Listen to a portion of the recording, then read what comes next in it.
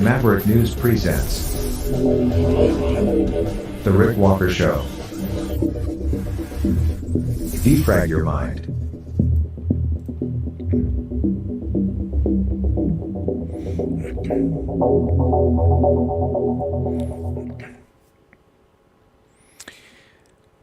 War is very easy. Peace is hard.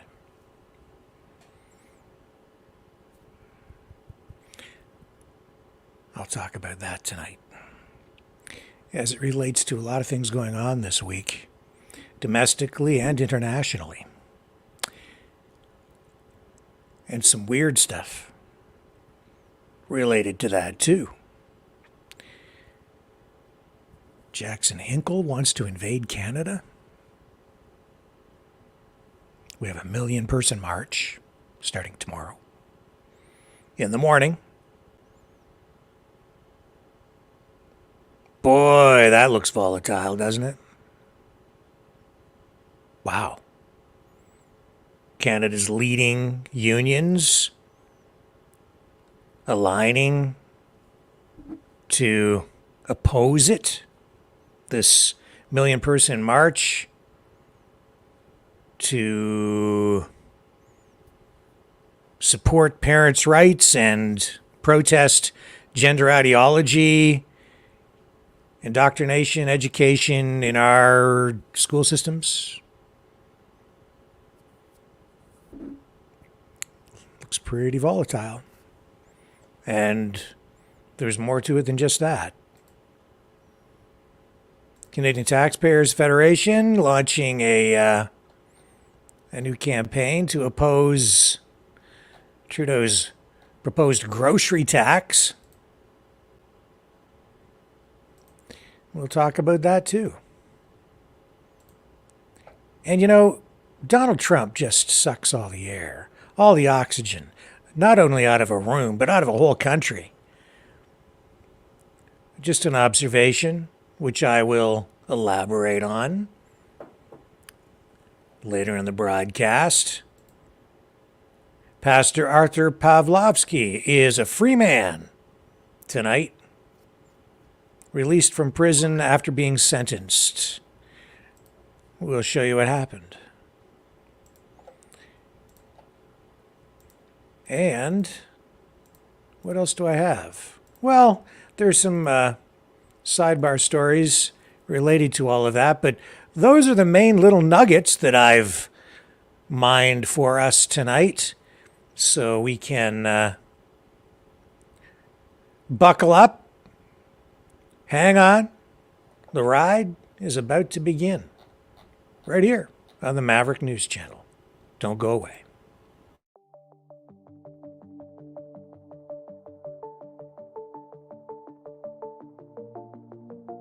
Greetings, brave Mavericks. Our quest for truth continues. We go beyond fake news. Together we expose propaganda. Together we pull others out of rabbit holes. We are maverick thinkers. We are all unique individuals, defenders of individual rights and freedoms, credible, trusted, grounded in reality. Maverick News, Maverick News. Defending free speech, free speech. Donate at freedomreporters.com. Do it now. Tomorrow may be too late. Maverick News. The world is watching.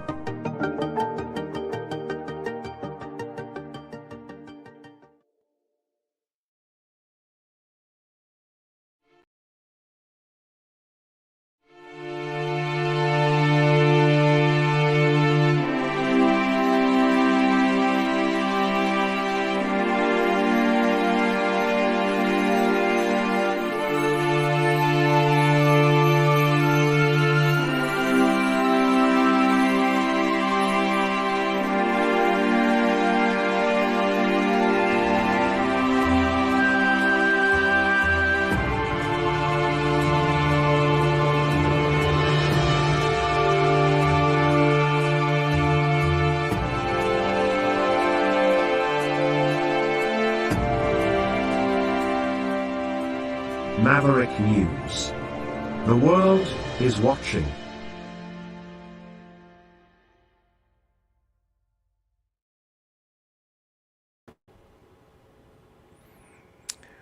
All right, let the fun begin. Pastor Artur Pawlowski is going to be walking out of jail. A free man tonight. He was in court for sentencing. I need to find my notes on this. I thought I had it queued up. Close that. So basically, he was in court, and I can't find my notes. But I know he was in court, and he was up for sentencing, and he was given a 60-day sentence, but because he had been in jail already, he basically was awarded time credit for time served, and he's able to walk out. So this all stems from his mischief charges and breaching a release order for his role in the Freedom Convoy activities at the Coutts border and a speech that he made there.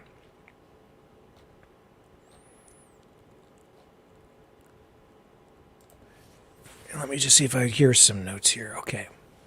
So, he was involved in that. He went down there to the border to speak, and I'm sure that most of you have seen video of him speaking at the border at that time. And the government, of course, didn't like that. And he was found guilty of 1 count each of mischief and breaching a release order for his role in protests against COVID-19 public health measures. He was sentenced to 60 days, but of course his 60 days, as I say, was time served. So he has no time left to serve. Now, during the sentencing, his attorney said that Pastor Art has accepted his responsibility in his actions at the blockade. The Crown says Pawlowski has a high risk to reoffend. Well, he's pretty passionate about his politics, so I guess in that regard, in that respect, he's, probably a pretty high risk of reoffending. I think you're going to have a hard time keeping him down.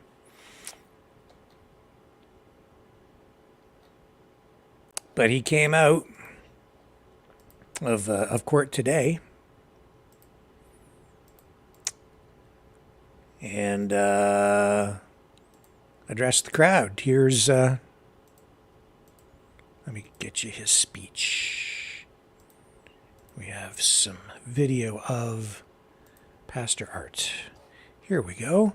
This was what he had to say when he came out of the courthouse after being sentenced today.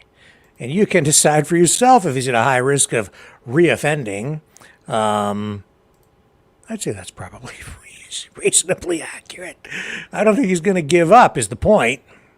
To apologize for the crooked Crown prosecutors, the liars, the manipulators, the political traitors within our beloved Canada. They should live every day in shame for what they're doing to us free Canadians.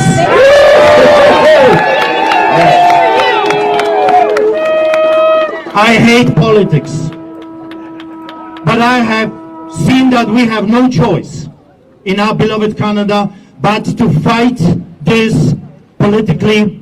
Please, Alberta, I am giving you an opportunity to have your own political party, Solidarity Movement of Alberta. That's his own party, of course, that he started. We are growing every day as a political force in this province. We're not going to stop. If you have learned anything about Arthur Pawlowski and his family, we are not quitters. We do not bow to incentives. We are not for sale. We don't take bribes. We love you, and we love your children, and we want Canada to be the Canada that we all came to enjoy, free and strong. Freedom! Freedom! They took my family through the ringer. That's true. Being in prison is no fun when you're Arthur Pawlowski. Metal cages, solitary confinement. Every day nurses and guards would come to me with narcotics. Take it. Take it. Fentanyl. Cocaine. Take it. They wanted to break us. But we are unbroken. And we are stronger than ever. We started doing town halls. 250 people in Red Deer, packed house in cameras, and I'm telling you, this is just the beginning. Yes. People are sick and tired of corrupted, flip-flopping political pancakes giving people diarrhea. They are sick and tired of politicians that tell you one thing in your face and do opposite the next day, giving you promises before election and doing the very opposite they promised. Like the UCP government, the corrupted governments. We're going to do it different. We will keep our politicians accountable. There will be no party whip. We will reform justice system, that the judges and the crowns will not be above the law. We are going to reform educational system. We are going to start teaching children, not indoctrinating them. And we are going to carve that beast called AHS. We are going to carve that beast that is sucking the very life of us. $20 billion is being stolen from Albertans for the beast. It doesn't care if you live or die. The latest victim of that beast, Sheila Louise, my heart got broken that this woman was murdered by this government. And for what and why? She's a hero. She is a hero. But I'm telling you, there are many heroes out there. And I want to talk to those heroes. Come. Support us. One man cannot do it. One little church cannot do it. One group of people cannot do it. I'm calling all Albertans to come. Join the solidarity movement of Alberta. Bob, come. Yes. Yeah. One of Canadian heroes. This is the man that stood with us through all of it, exposing the corruption. That's what you need. You need brave Canadians, not playing politics, but serving the communities. I have been doing this for 24 years, serving my community. How many politicians you know that go week after week for 24 years, saving lives, feeding without charging a penny from the taxpayers? My record speaks volumes. Their record speaks treachery. We're going to build this together. We're going to bring reform to the policing. We are actually going to bring Alberta Police Force. Those political operatives were telling you they're going to do that. We will actually do it. They were lying to you, telling you what they're going to do, but they never deliver because they're part of the same system. Stop the revolving door. Stop the insanity of doing the same thing over and over again. Stop voting those beasts, those monsters back into the places of power. You, the people of Alberta, you should have the power to keep them accountable. Not the other way around.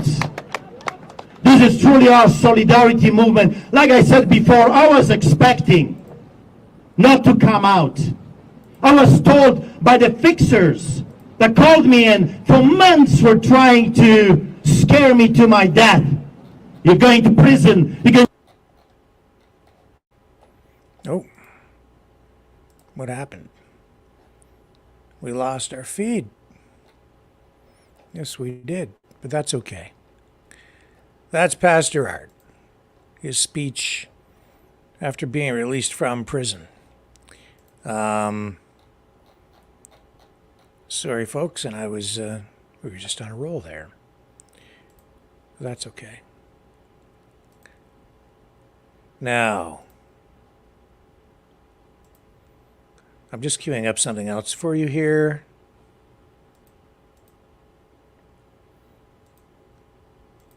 All right, let me take a quick break. I've got something else for you, but I need a moment to get it ready for you. So stay with me. This is important. So hang with me. I'll be right back. Hello, world. Are you awake?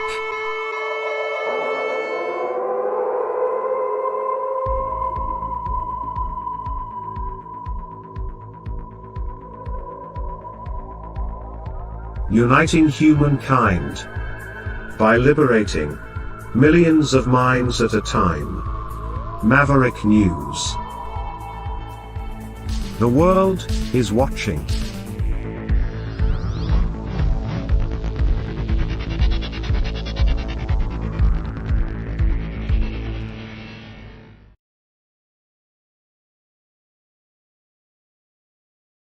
Okay, so Pastor Art mentioned the word indoctrination and children, and of course that's really one of the main concerns for people showing up tomorrow for this million-person march, or one of the marches, because they are happening across Canada in cities and towns.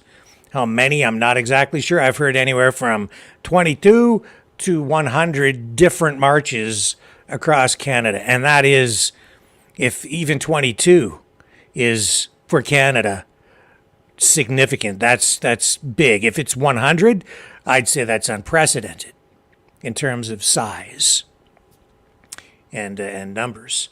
Now, I think the main ones happening are in Toronto and Ottawa, but as we reported yesterday, that other media, kind of catching up on this today, unions, Canada's top unions, including Canadian Labour Congress, Ontario Federation of Labour, others, have aligned to oppose this. They have this rapid response system or plan, and they had a big Zoom meeting that was supposed to be super secret, and it got leaked because somebody in that Zoom meeting, or some people, did not like what they were hearing. And they leaked a copy, a recording of this, put it out online, sent it to a journalist, and it has been making the rounds. It's out there now. It's very, very, very public. And what they're talking about is basically getting ready to go head to head with the people showing up for this million-person march. Basically, what you're looking at here is the freedom movement on one side, opposed to Soji 123, opposed to the kind of gender ideology education that is being injected into the education systems across Canada. And then on the other side, you have these left-wing, neoliberal, woke, cultural Marxist union leaders. I would even go so far as to say, many of them are communists. That's who they are. I'm very familiar with the way unions in this country work. And right now they are acting like an arm's length organization of government. They're using union dues for political activism, which is not unheard of at all within the union movements in Canada and the United States, frankly. I think they are out of their lane. That's my opinion. They should be minding their business, which is really about representing workers in the workplace, negotiating better contracts to get better working conditions and better wages. That's what they're paid to do. But no, they're really going to tomorrow become an enforcement arm of the Justin Trudeau, Jagmeet Singh, NDP Liberal coalition government in this country. Because they are ready to push back hard in the streets, en masse, against the parents and other protesters who show up tomorrow for this million-person march. Calling the people showing up fascists, that's the way they view them. What my opinion is on any of this stuff, I'm offering some opinion here, but you can weigh the situation for yourself and make your own determinations.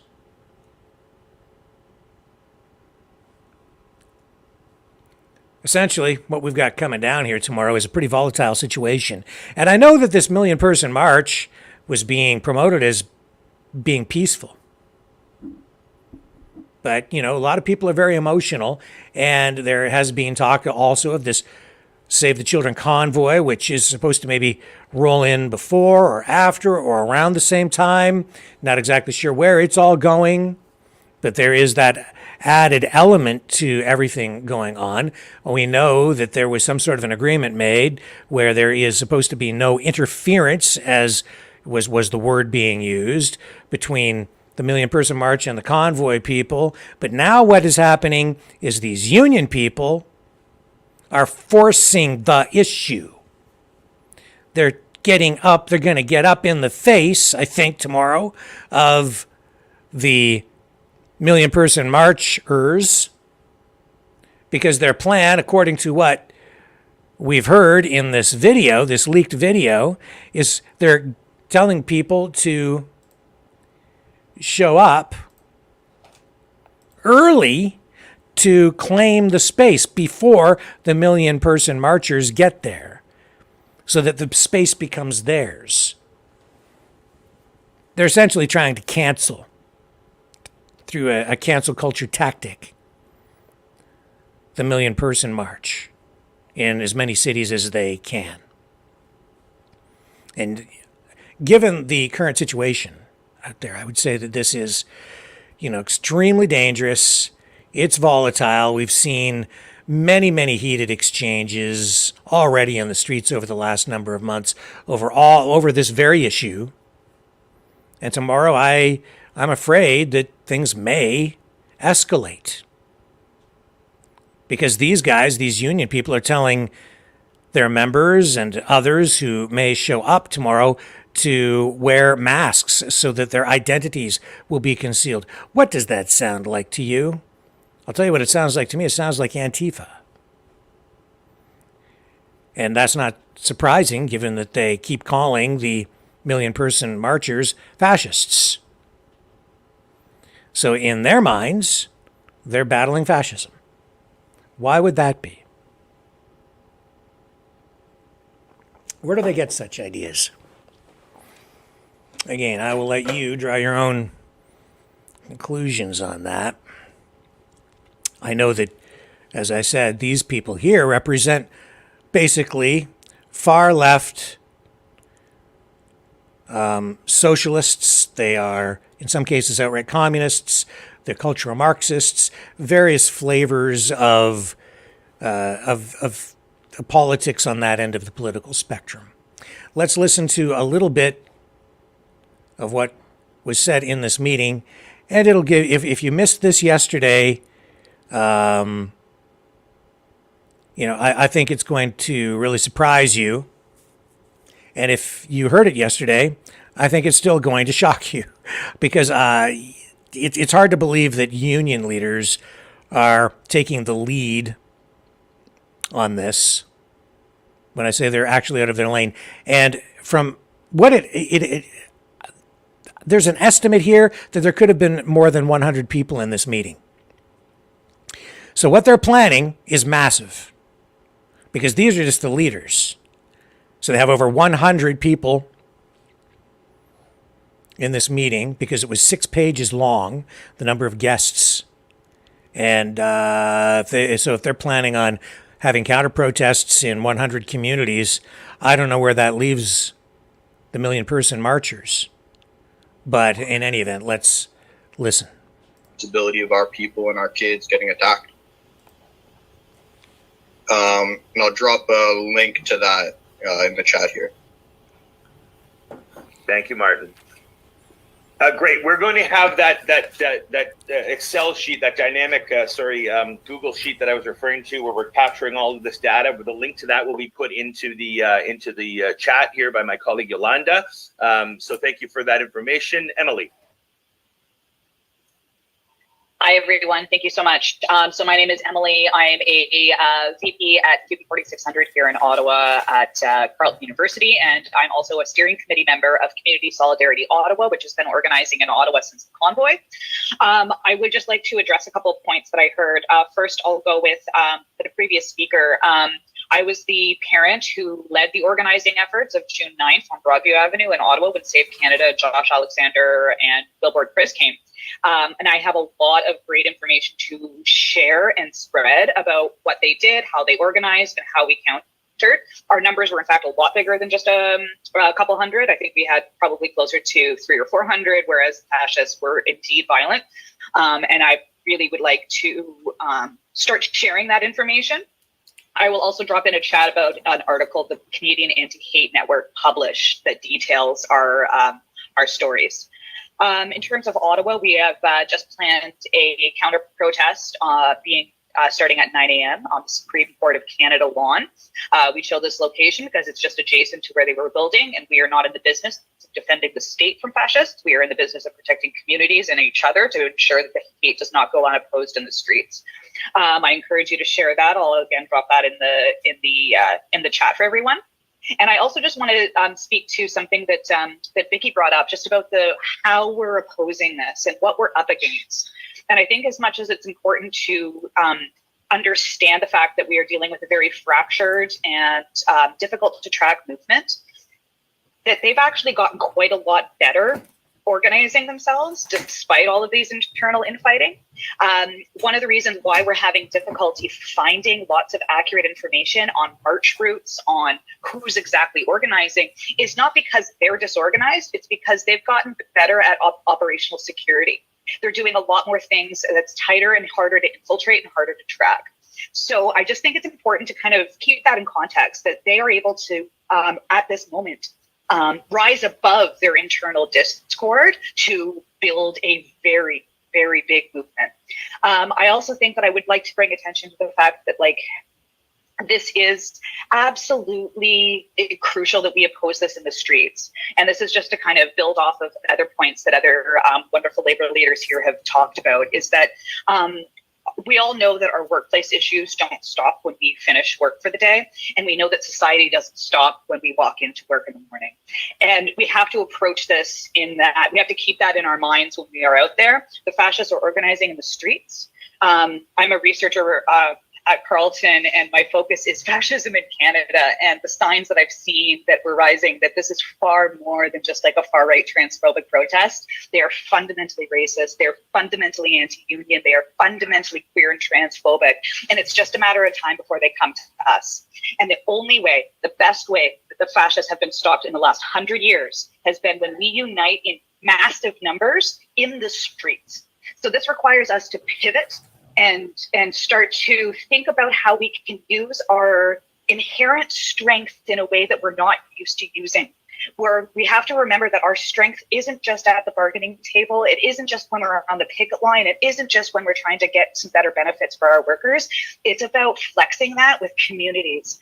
As a member of Community Solidarity Ottawa, I do just want to plug, sorry, I'm talking super rapid fast. I just don't want to take up everyone's time here, but I do want to mention that as Community Solidarity Ottawa, we were formed in the convoy with lots of affiliates of Labour.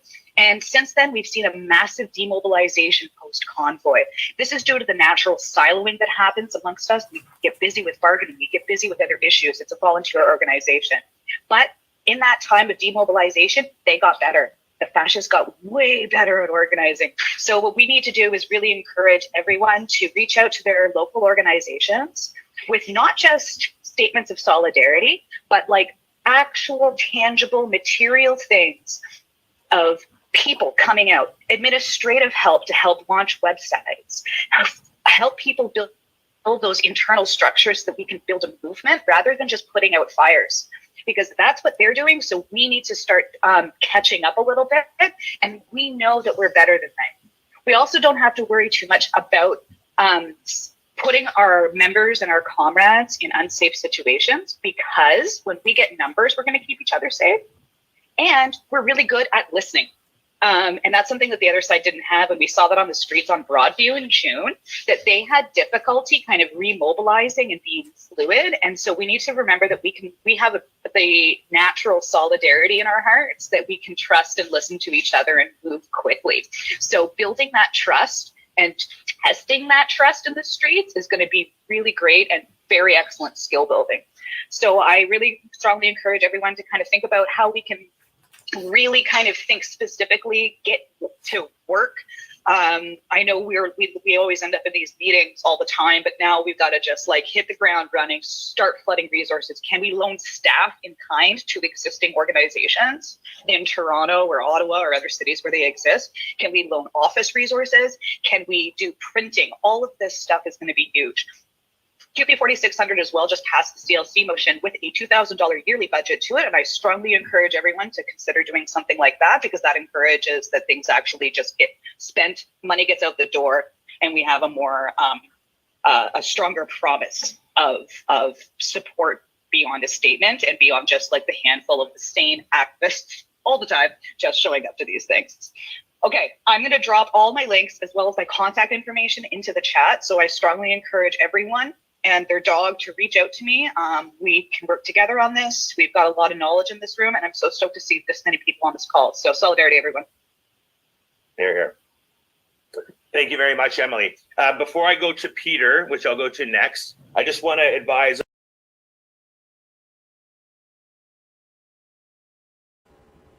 You know, she sounds excited. Like, I detect an element of enjoyment, pleasure,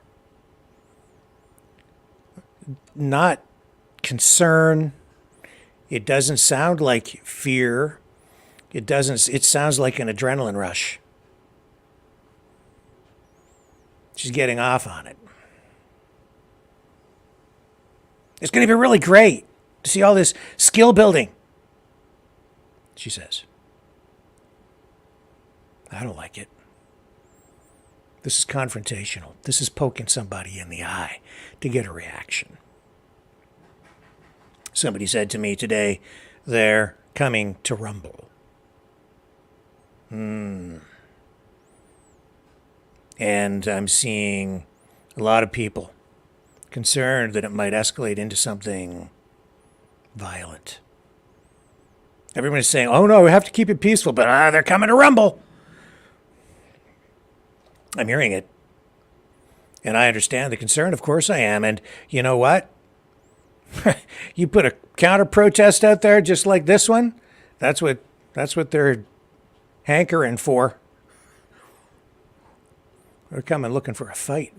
That's what it looks like to me. I hope not, but that's what it looks like to me. Unions. What the hell are you doing there anyway? Get back to representing your workers. That's my view. Let people have their protest, say their piece, exercise their right to freedom of speech and freedom of expression, and move on. Now, if people want to have a counter-protest, have a counter-protest. Go over on the other street corner. Why do you have to go in and take over their space? Because you want to be confrontational. You want to cancel the other side. You believe in censorship. You don't want the other side to have a voice, so you're bringing noisemakers, as you always do, so that the other side can't be heard. You're going to show up before they do and claim the space before they can. Like a grade school petulant child throwing a temper tantrum. This is volatile. It's irresponsible. It's dangerous. But I guess if you think that I think that these people think they're justified in doing it because they think they're doing the right thing. And then on the other side, we're seeing concern, in some cases anger, frustration, a variety of emotions. And then today on Rebel News, I watched this. And, I really like Rebel News, and I really like Sheila. I like David. And they did their afternoon roundup today. And Sheila commented on this, but I took note of the language she used. And, of course, she's ad-libbing. So, I don't put too much weight on this. But it was an expression of her emotions in exactly the way that I'm talking about right now. And I just thought I'd play this clip just to show you what I'm talking about. Here we go. We should get to, but calling parents hate mongers. There's one thing in there that made me happy. As much as I hate to see the people paid by our tax dollars in charge of your kids for 7 hours a day, attacking parents as hate mongers and fascists. You know what was the one thing that warmed my heart in all of this? How scared they are. How scared they are, and they say it. After 40 years of their garbage going unopposed and unabated and completely supported by the mainstream media and the government, they've got opposition now. And so you know what? Let's rumble. You know what? Let's rumble. Finally, someone has stepped up, and it's spreading in cities all across the country, and these people are fearful. They're scared. They know they're going to lose. I love it. And what did she mean, Sheila, by this type of thing? This type of thing meaning a demonstration, a peaceful protest, much like how these teachers' unions, at least in Ontario, every 2 or 3 years go out on strike. It's for the kids, right? It's for the kids. I don't know. I don't think Sheila wants things to get... I'm sure she doesn't. But, those words send shivers down my spine. Oh, let's rumble. Let's rumble. Oh, my God. You guys, I think you got at this point, a pretty good handle on where things are going this week, right? In this country, if any of this gets any traction, I don't know what's going to happen tomorrow morning. I don't know. Maybe you get 50 people show up. Maybe you'll get 1 million. I don't know. But it sure sounds like there's a whole lot of friction in store tomorrow and more. And we're hearing that even from this meeting, they know, these union people know, that there's more planned after the 1 million person march tomorrow, because we still have something going on with this convoy. They're also right about this. The security is very tight around this whole thing. So there's very little information leaking out. And yet it's all leaking out. I shouldn't laugh because it's so dangerous. And it concerns me. And the thing about something like this is, whatever this ends up being tomorrow, it could just be it could be protests that go off without a hitch, and they're peaceful, and everybody, waves their Bristol board signs, chant their chants, and then they all go home. Somehow I don't think that's quite going to happen tomorrow.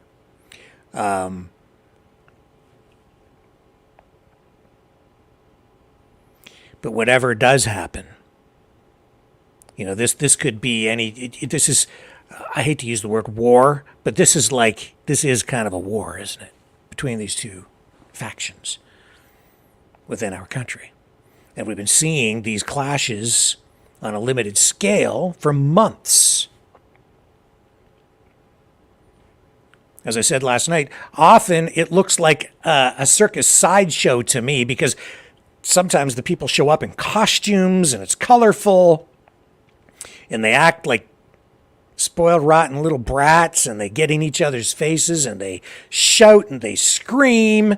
And of course, nothing gets solved that way, but they sure do, give police a lot to deal with. And then the cops get called names and the protesters get up in the cops' faces. And if you, by the way, if you want the cops to stand down and join your cause, you might consider speaking to them a little nicer. Okay? Anyway. The funny thing about wars is they all have something in common.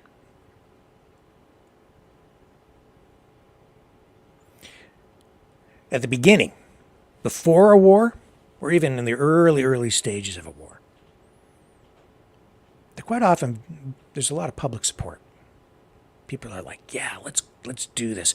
People's emotions get amped up.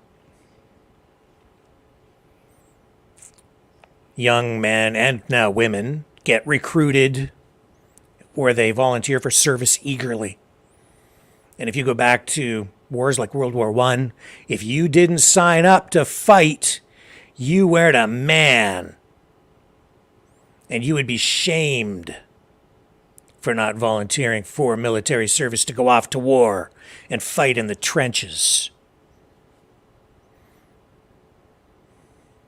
You look back, you look at them, even look in the movies. Look at Gone with the Wind. The war starts, right? The Civil War.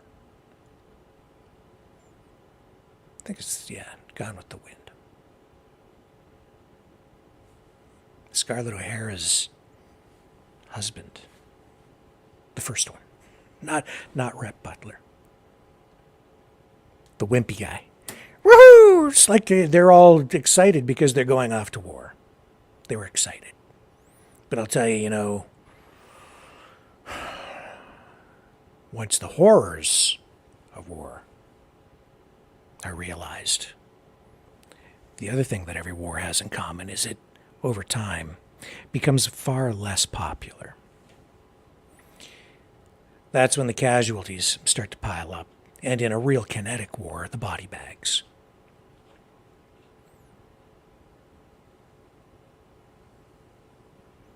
And you want to go fight in the streets? Where do you think that leads?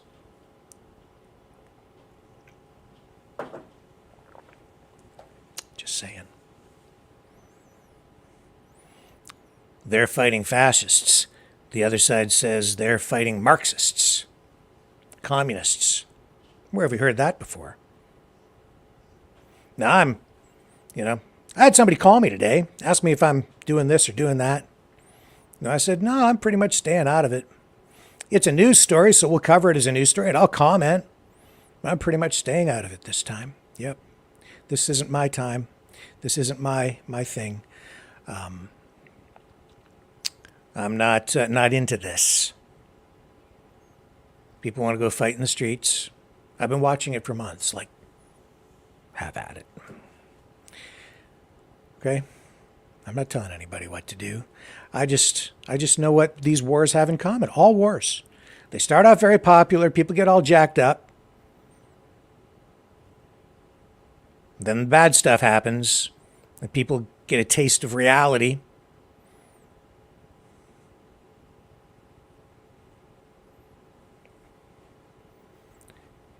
And then they want it to end, but then it's often too late, isn't it? Because then it's like it's all in motion. And then it takes a lot to get it to stop.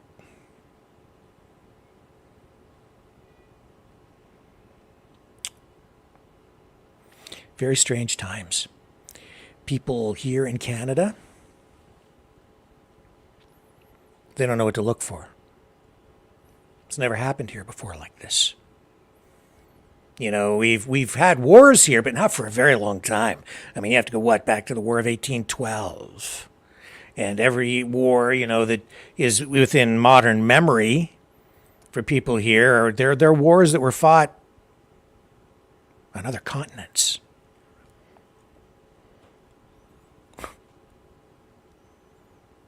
So we just don't understand. And I see everything going on. I see what's coming tomorrow and in the days after. Yeah, I'm worried.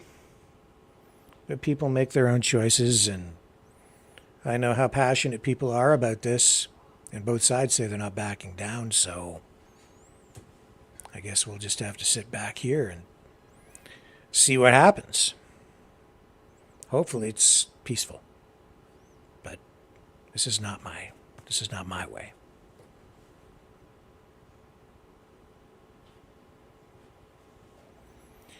Why is Rick talking about parents this way? What are you talking about? Lovely Flight, what are you talking about? Is the protest not by parents? If you think that this is just parents, just parents, you don't think this is political? You don't think there's like politics at the heart of this? You think it's just the march tomorrow? No, there's other stuff going on all around this. Do what you want. I don't know. Like, I know that this march tomorrow, the organizers were hoping that it would sort of be separated from a lot of other things going on, political things, and they would be able to keep it very, very peaceful. I know that. But when you're kind of connected to these other things going on around it, and now you've got this big pushback coming from organized labor, which has sophisticated organizations, they have networks and a massive number of people that they can bring to bear on this. This is the this is some, you're not seeing the bigger picture. This issue tomorrow, the issue surrounding it, this is the catalyst. This is the hot button issue right now. Back during the Freedom Convoy, the year and a half ago, 2022, I'm losing track of my years. The issue is mandates. Not this, but this issue. This is the issue that the populist movement has embraced. It's being talked about by all the political parties because it's been an issue that's been pushed right into the faces of people by both the government and the people on the opposing side. And so now it's been out in the streets. You're seeing people clashing, and now tomorrow it's coming to a head. And there's other stuff planned I know of because we've been hearing about it online, haven't you? Save the Children Convoy, which is absolutely related to the same issue, Save the Children Convoy. I don't know what's going to happen with that. We all know that that's another component to this. And then we have this other protest up on Parliament Hill with First Nations protesting Bill C-53. I'm telling you that that's related to all of this as well. And if it's not, then why are the people within these other organizations for the march tomorrow and the convoy thing, they're talking about the thing on Parliament Hill because it's separate but connected. It's all connected. Why is he talking about? I'm just telling you what's going on. I'm just reporting the news, okay? In our own style here, in this new form journalism that we practice I'm just telling you what's going on. You can decide to do whatever you want to do and assess it in your own way, but this is the truth. It's what's happening, and anything I'm sharing with you is no big secret. This is already out there. Oh, I'm sorry. It's not tomorrow. It's Wednesday. I do apologize, Lovely Flight. I've been up all night for the last couple of nights. You're quite right, Lovely Flight. It's not tomorrow. Nix that. I'm so wrong. I lost a day because I had to travel today too, and I'm totally messed up. It's Wednesday. It's Wednesday. My apologies. Thank you, Lovely Fight. Yes, Rick doesn't even know what day it is. Sheesh. Yes, that's true. Because, as I say, I have not been sleeping. I haven't been sleeping. Yeah, thank you. I am a little bit confused. Thank you for setting me straight. And James says, good day to you, Rick. Axel in the house, USA, Alabama here. Hello. Yeah. Again, not tomorrow. Wednesday. Sorry, I wouldn't want to get people down there too early. Yeah. Anyway.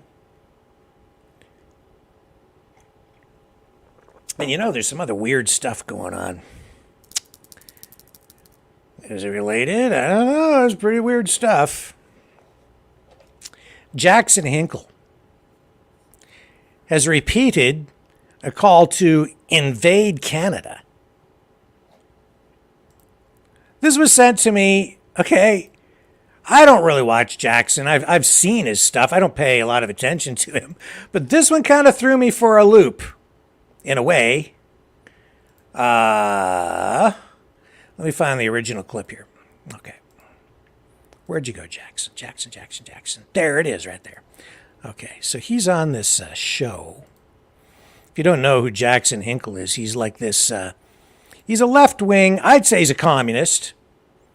Sometimes posing as is mistaken as a conservative, but I think he's actually a communist. Some people call him a LaRouche conspiracy theorist. In any event, his views on many things are very left-wing. And he calls for an invasion of Canada on this Manosphere podcast. So I'm going to play this for you. This is a mind bender, as the person who sent this to me has said. This is going to bend your mind. Yeah, it bent mine. Here we go. I think we need to invade Canada and fully liberate it because it's still... He's not joking. That'd be pretty funny, actually. You laugh, but no, okay, do you want to send $200 billion to Ukraine, or do you want to send $200 billion so we can liberate Canada from Trudeau? It's a British Commonwealth still. Yeah, Trudeau, yeah. If we ever try to break through in the United States and become our own independent, country again, which, I think Trump is the closest thing we've ever had to that, and look what they're doing to him. They're probably going to try to kill him. But if we ever truly assert ourselves, nationalization of our commodities, public banks, get rid of the privatization of our most vital resources. The UK, France, Germany, they're going to come together. They're going to, convene in some conference and say, we have a crisis in America and we need to send our boats to, the Atlantic shore. They're going to come and try to land over here and start some sort of a war. I think that they'll probably try to do it like what they did in 1812, going through Canada and trying to wage a war on us through Canada. They burned the White House when they did that. So I think if we take Canada, I think we eliminate one of the potential outcomes of them starting a war against us if we ever liberate ourselves. What do you think has been... The scary thing is, I have another perspective on this. I'm going to share something with you that very, very few people know. And maybe very few people, unless you're really down the Q rabbit hole. Oh my. I don't know who's telling him to say this, but I suspect he's taken a cue from someone at some point. I like Jackson Hinkle. And maybe this is not, maybe he just really believes that this should be done. I can tell you that Canada is a sovereign nation. And we can actually make our own decisions without being encumbered by the crown, the monarchy, the king. We can. We can actually change our own constitution. And we don't have to get the approval of the king. We can do that now. Now, we do have royal assent and the governor general, and we are part of the Commonwealth, but as of 1982 and the patriation of this, the Constitution of Canada, we are our own country now. So it's not exactly what he's saying, but that resonates with a lot of people who are into common law, sovereign citizenry, freemen on the land, that kind of stuff. And these ideas that Canada's not really a country, that it's just a myth, that we're just a corporation.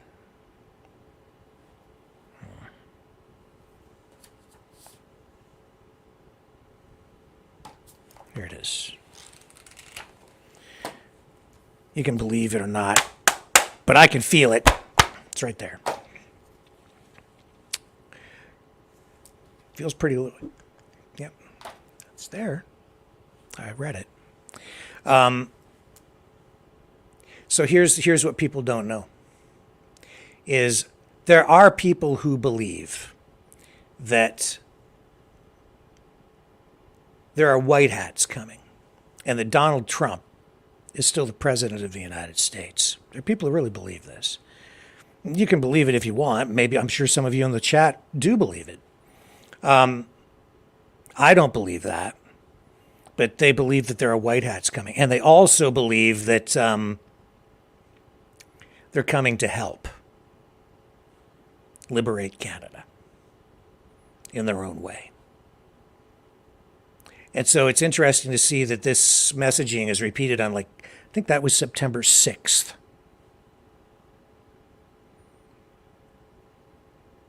This call to invade Canada.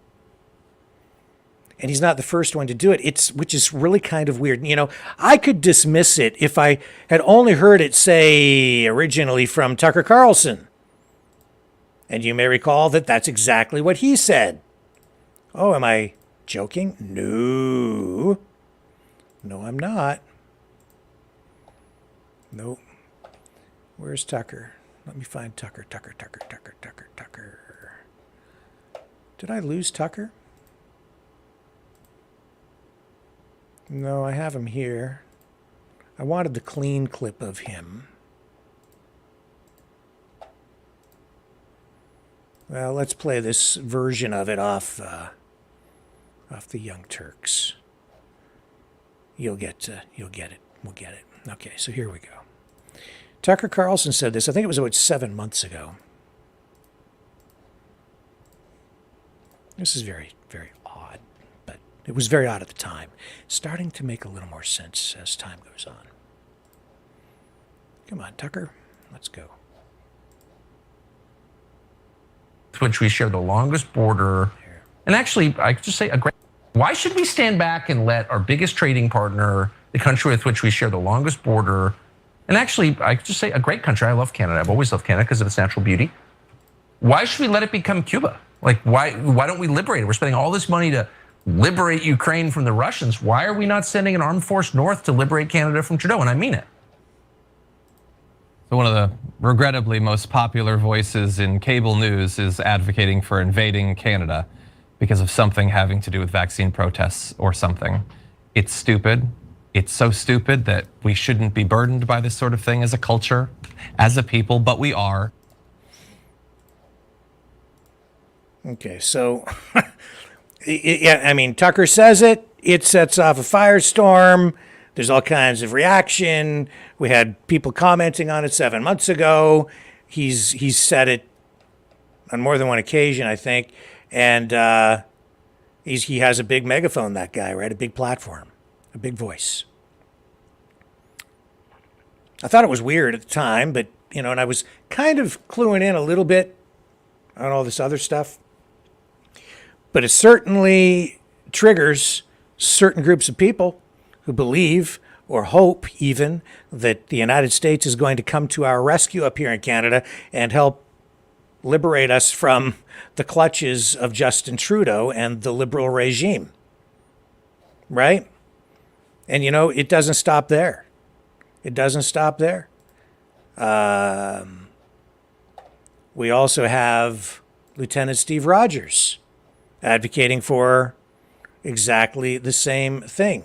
He had that SOS letter campaign that was started a number of months ago, and I think he got 30,000, says anyway, that he got 30,000 letters from Canadians. And here it is here, and some from overseas as well, to express support for the SOS campaign to save Canada, or whatever that is. It's not so much to save Canada, but it was to get some sort of reaction or action from the U.S. government. Anyway, this is an example of what Lieutenant Steve Rogers was able to solicit from people. Letters like this, SOS from Canada to the United States, support from Poland. And that picture right there actually went viral as well, because it was like, look, we're getting support from even from people in Poland.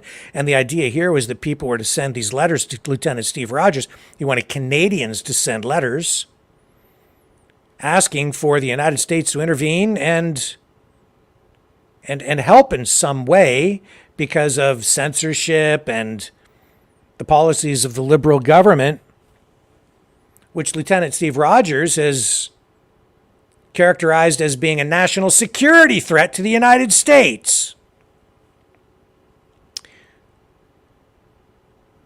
Those are pretty strong words. And there have been strong words back from the Canadian government, too. This is all very odd. Never in all my years, not until after COVID, not until just recently, have we heard rhetoric like this from political activists, whatever you want to call some of these guys. Influencers, streamers, it's very odd. I don't ever remember in all my years working as a journalist this kind of talk. It's certainly not about Canada being any kind of threat to the United States. I'm pretty old, so I still remember driving back and forth across the border showing nothing more than a driver's license, because we had what was all we always proudly pointed to the border, I think Americans and Canadians, and we said, look, we have the world's longest undefended border. It was a point of pride because we got along so well. And now this kind of talk?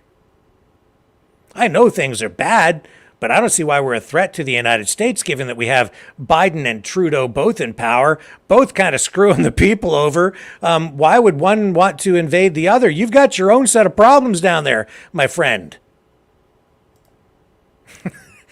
I kind of like Steve Rogers. I do. I like him. I've watched his stuff. But he's very, very active on the commentary when it comes to Canadian topics. Here he is talking about Canada's Foreign Affairs Minister, Melanie Joly, who also said something kind of stupid because the words were clumsy when she said that they were formulating a plan to deal with the possible rise of, or the possible even election of a more right-wing or far-right government in the United States. Specifically, I think, without saying the words, she's worried that Trump might get reelected, and she said that they were coming up with a game plan if that were to happen. And so Lieutenant Steve Rogers reacted with this. Good evening, ladies and gentlemen, and thank you for joining me this evening. Canadian Foreign Affairs Minister Melanie Joly reportedly stated in an interview that Canada has been working on, and I quote, a game plan for the outcome of America's upcoming presidential election. She says Canada has been considering a game plan, those are her words, a game plan for how it would respond to the United States if the United States takes a far-right authoritarian shift after next year's presidential elections. Now, she apparently also told the reporter that, and I quote her again, we're certainly working on scenarios. Now, during the same interview, she declared, and I'm going to quote her again, not my words, her words. She declared that the other aspect of the question is more about knowing how we as a democracy, meaning Canada, are able to dwarf the growth of the far right in our country because it's happening in the United States of America and in Europe. Now, Jolie has condemned political opposition at home and abroad before, such as when she appeared to blame American conservatives for interfering in Canadian politics by supporting truckers in the Freedom Convoy as they protested against vaccine mandates. Well, we did in the same way support the Chinese in Hong Kong against the Chinese Communist Party at Tiananmen Square in 1989. We did the same way as we supported the Polish Solidarity movement against the Soviet Union in the 1980s. And the same way that we did that for them, we're going to defend our country, the United States of America, against the Chinese Communist Party wherever they rear their evil head. Now, let me give you, Miss Jolie, a little bit of an education about America and perhaps a few other things about people who love freedom and liberty. To begin with, your foolish attack on American conservatives is an attack on mothers and fathers, grandmothers and grandfathers who decided to attend Board of Education meetings to protect their children from communist ideologies and indoctrination that you and your government support.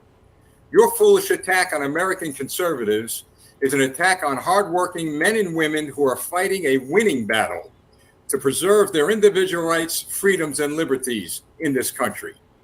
You wouldn't know that, would you? Because your country censors and filters incoming news, and you jail those who dare to question your government.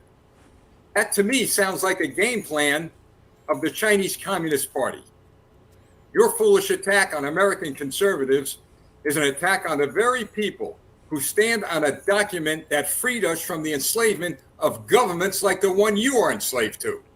That document is called the Constitution of the United States of America. And it happened to be created by conservatives as far back as 1776. And by the way, those conservatives back then, they were called radicals by the King of England. Conservatives like farmers, like pastors, hardworking people. Does that sound familiar to you? Your foolish attack on American conservatives is an attack on the people from all walks of life. Teachers, iron workers, police officers, firefighters, common carpenters, union members, executives, and the list goes on to include the 300 million plus citizens of my nation who will not be intimidated by the likes of you or your government. You say you want to protect the citizens of Canada from a conservative movement that is spreading worldwide, especially here in the United States of America. Well, I have news for you. That movement is for freedom, it's for liberty, and it's for individual rights. So you want to protect the citizens of your country from freedom, liberty, and individual rights. That's out of your mouth, not mine. Americans are proud of everyone fighting for those rights.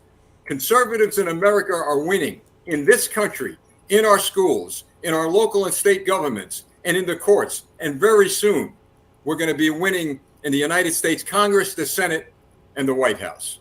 So whatever your game plan is, you bring it on. You have proven to me, at least, and I'm sure millions of people, not only throughout America, but around the world, that you and your government are what I have been saying for a year and a half. You and your government are a national security to the threat of my country. You are a national security threat to the United States of America, in my opinion. And I believe in the opinions of millions of others. And that is something, know this, that is something our leaders will have to address in due time.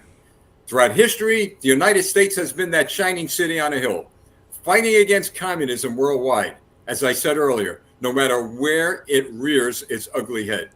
So I would say this to you, Mrs. or Miss Foreign Minister Affairs over there in Canada. By the end of that plan that you have, that great plan that you're so proud of, I would believe that you will be signing off of your plan with the famous lyrics of that famous song, "What Kind of Fool Am I?" I am proud to be an American. I am proud to be a conservative. And I'm proud of the Canadian people and others worldwide who stand for what? For freedom, for liberty, and individual rights. Miss Foreign Minister, know this. Freedom will always ring in the hearts, souls, and spirits of good people. And I say to you that as you're singing your song, "What Kind of Fool Am I?" we the people will be singing that wonderful song, "Let Freedom Ring." I'm Lieutenant Stephen Rogers.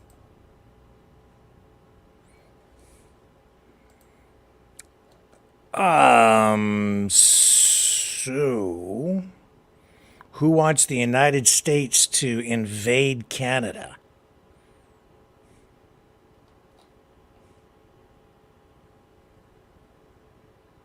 How does that bring freedom to Canada?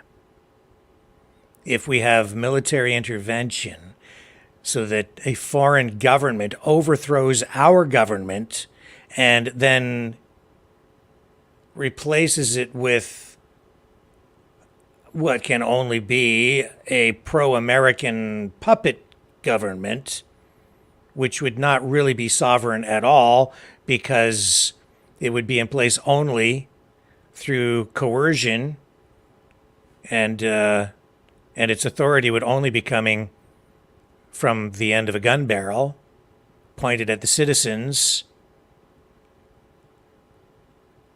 by the American invaders. And then we'd have to, get back to democracy somehow, which we already kind of have, but then it wouldn't be, what the hell is he talking about? There are probably easier ways to deal with the problem than having Americans invade, but I can't help but think that all of this stuff being talked about and the timing on all of this stuff,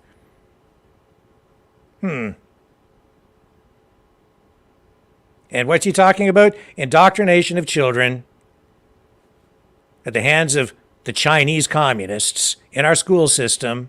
So he's basically blaming Soji 123 and gender ideology, politics, and education in our school systems on the Chinese Communist Party, which he is opposed to.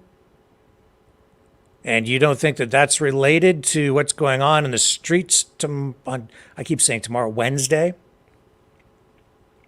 Of course it is.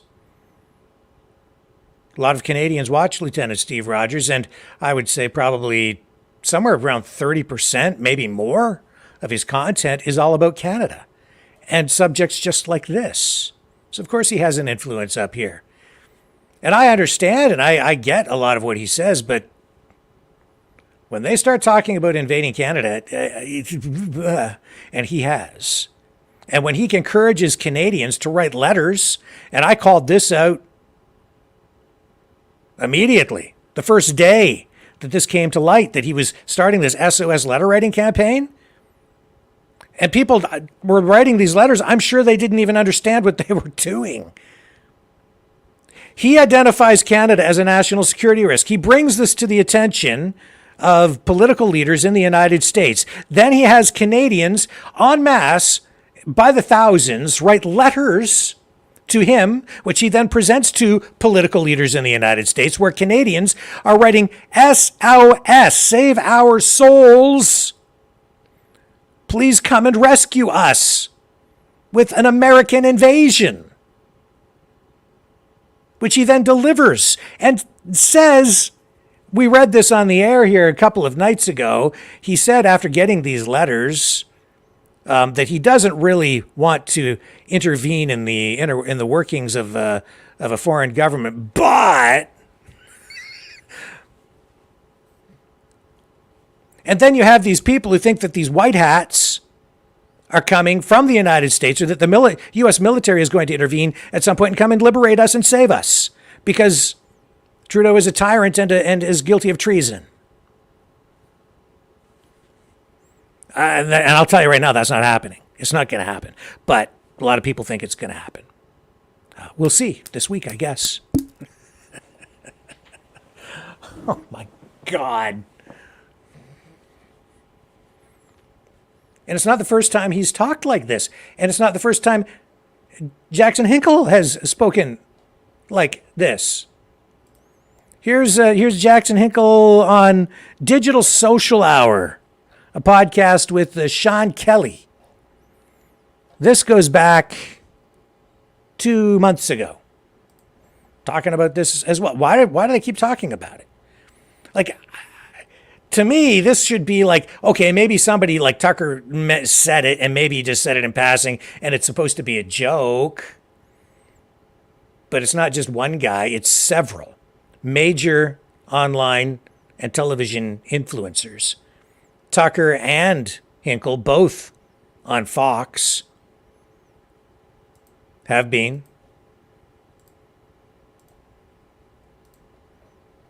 And here's Hinkle talking about it on this other podcast. I don't know. It's whatever, man. Here we go.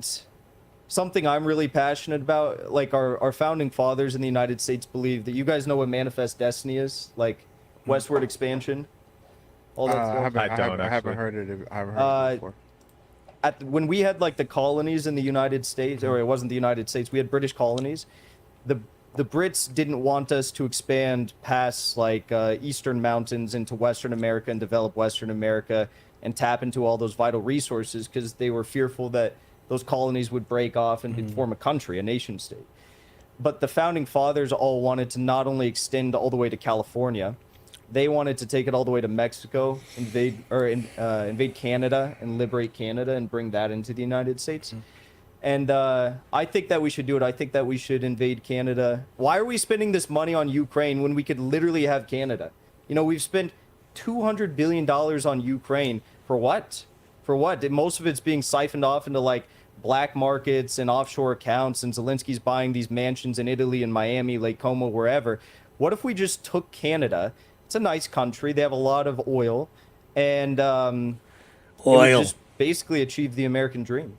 So you want to send troops to Canada and totally take over? Yeah, I think do you think we have to fight Canada, or they probably just be like, here, you guys can have it? Well, but long story short, that's what I was discussing with Kanye, because he liked the idea.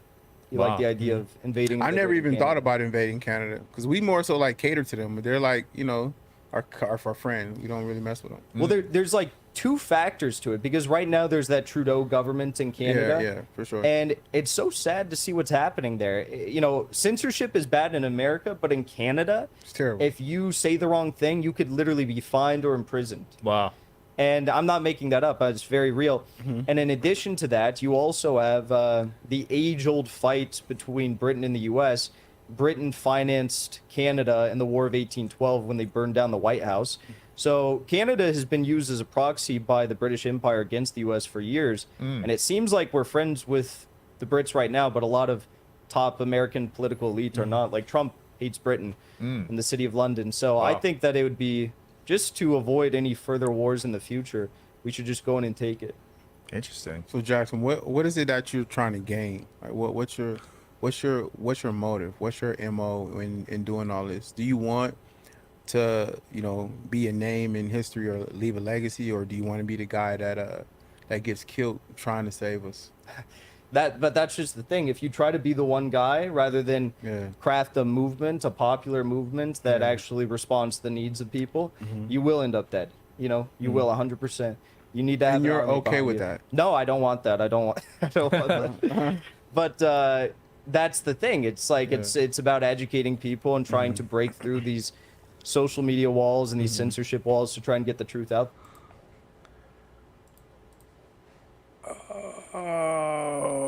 Okay. Oh, let me. We're gonna cue that back just a touch, because this shows his political ideology.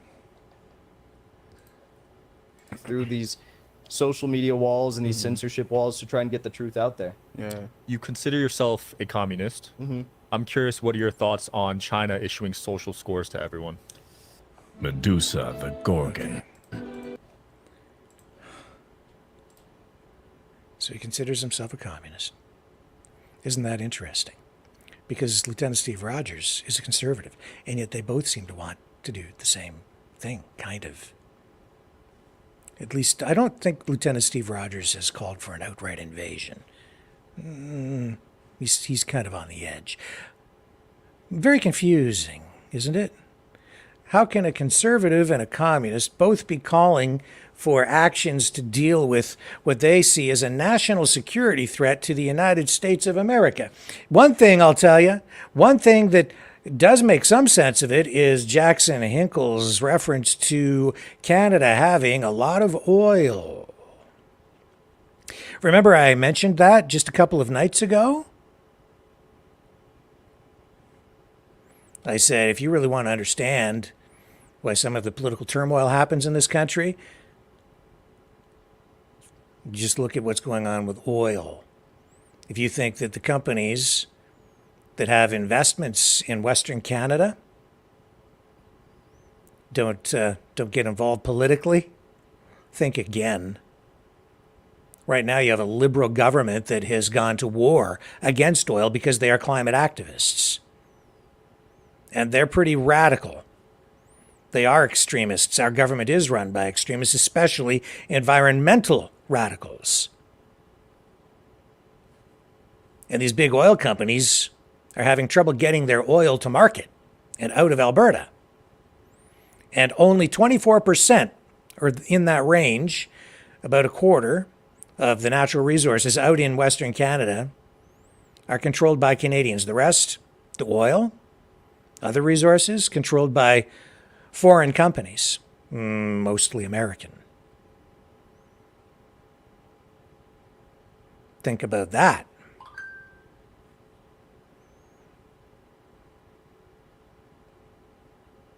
Let that sink in. Suddenly the picture gets a bit bigger, right? You get up in the air and you start to look at this from an aerial view, and then things start to maybe make a little bit more sense, and you can start to connect some dots a little bit easier. It's some theory, speculation, but a lot, it doesn't really make sense. A communist and a conservative saying very similar things. What's the result? Confusion, disruption, chaos, anarchy. People can't make any damn sense of anything. They don't know what they're supporting. I'm a conservative, I'm a communist. Actually, if you look at what the populist movements in Canada and the United States, if you look at what they're comprised of, what they're made up of, in Canada, for instance, it started with a very conservative base, but it has expanded, and they have pulled people in from the left, socialists, New Democrats, and even communists, and even people from, honestly, the far, far right. So you've got the whole spectrum in there, man. It is a real hodgepodge of diversity. That's the populist movement today in Canada. And in the United States, I would say it's a very similar thing as well. That's been the way it's always been through history with any populist movement in either country. They galvanize around a particular issue, like what we're seeing in the streets tomorrow, where you're now seeing even a big faction of the Muslim community organizing, being one of the main organizing bodies and driving factors behind what's going to happen. I keep saying tomorrow. It's Wednesday. I'm so sorry. It's Wednesday, not tomorrow. You keep seeing, so now they're part of this populist movement as well. They've aligned themselves with it. That's a very interesting thing.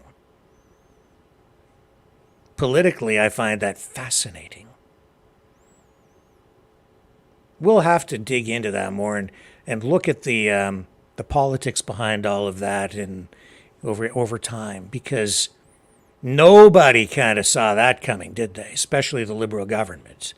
The Muslims aligning themselves with the freedom movement. How could that possibly be? But here we are with Christians and Muslims coming together. Which Christians? That's an interesting thing. I hadn't really thought about it until just now. Which Christians? I don't know. Anyway, I just look at that as a very interesting thing. How are they able to achieve that? It's an achievement for sure, because you're bringing people who are supposed to be sort of opposed diametrically together, unifying them. What an achievement.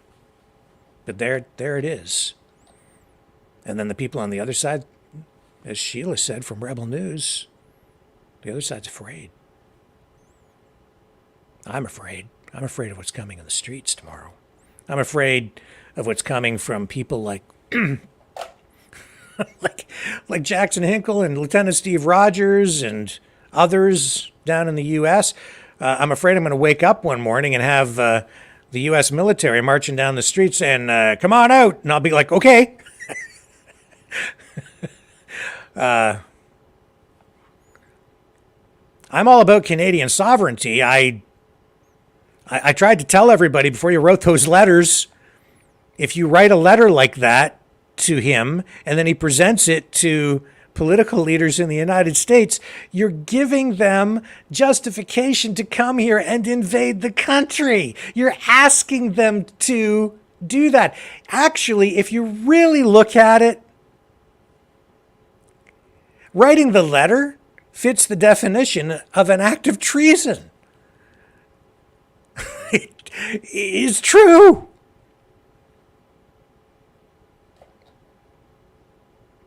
Because you're asking for someone to come here and... Oh my God. The politics is so weird right now. You're a fascist, you're a communist. Wait a minute. No, you're both together. Those two over there, they're together. And then those guys, they're opposed. These labels hardly fit anymore. And yet, as this clash between protest groups is about to unfold in the streets on Wednesday, I can clearly see the dividing line, and I can see how people are picking a side now. I'm going to be on the Marxist communist side. I'm going to be on the fascist freedom side. Whatever the hell that even means.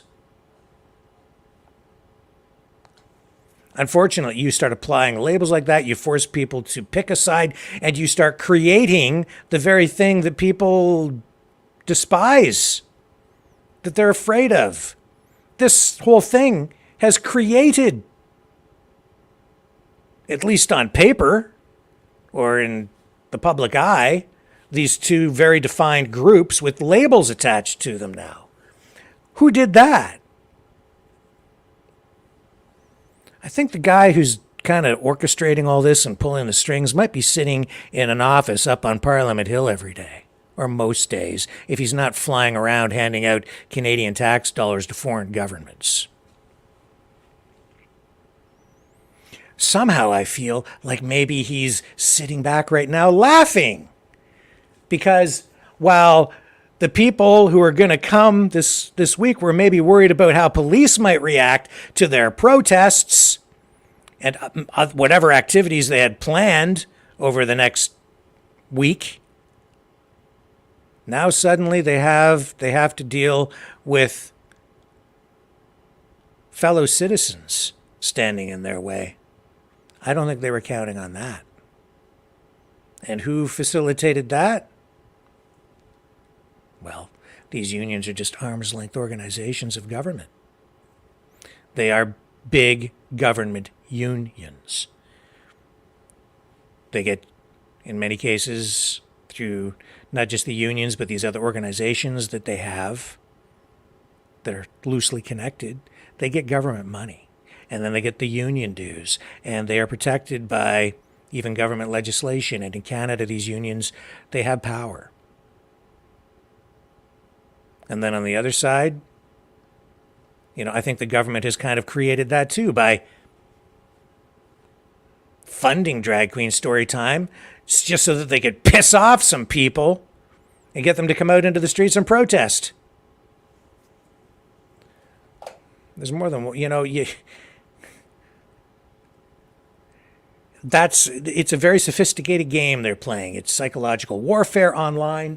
It's funding of certain events to get a reaction out of the other side. And the things that you might expect them to do, quite often they might just be doing the exact opposite to get the reaction that they really want. Disguising it as something, right?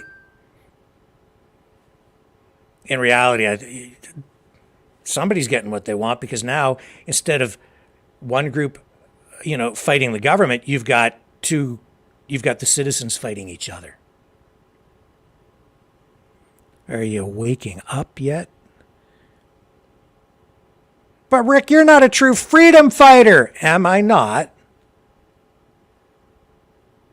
Am I not a true freedom fighter?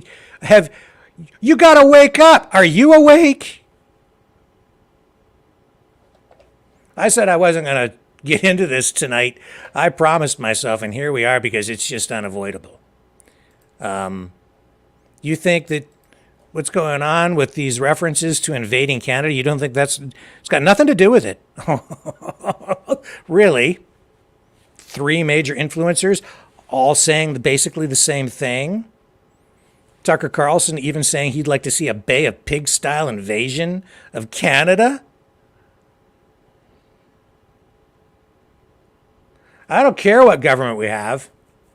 I don't care if we've got an NDP government, a Liberal government, a Conservative government, whatever government we have. We do have something resembling a democracy, and I don't really need the United States to come up here and invade us.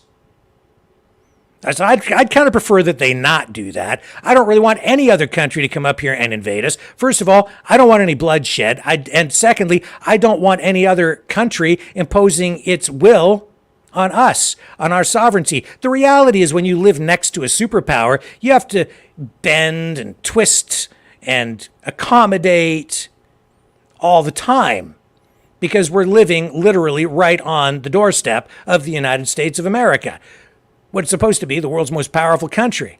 And Canada, economically and every other respect, geographically we're bigger, but in terms of power and influence and monetary might, military, we just don't have what they have in the United States, not even close. So, of course, we're already being influenced heavily by what goes on in the United States. What you're getting right now is Trudeau and Biden working in concert with each other. But I think you have big companies, especially big energy companies, maybe oil companies, that are not happy with what's going on in Canada. And they'd like to get more of that oil. They'd like to get their hands on it, and they'd like to be able to get it to market and have some of these pipelines that are being blocked maybe approved and actually built. But, and maybe this is just planting seeds, and maybe I'm speculating too much. But anyway you slice it, this is political rhetoric that we've never heard before in history. This is unprecedented, and it is kind of weird. It's also scary, especially when I see what's going on in the streets, when I hear what people are saying, when I see how people are being manipulated psychologically online through various methods and organizational or systems that they've set up that I can clearly identify. Oil, money, politics, social influencers. You're all worried about 5G, right?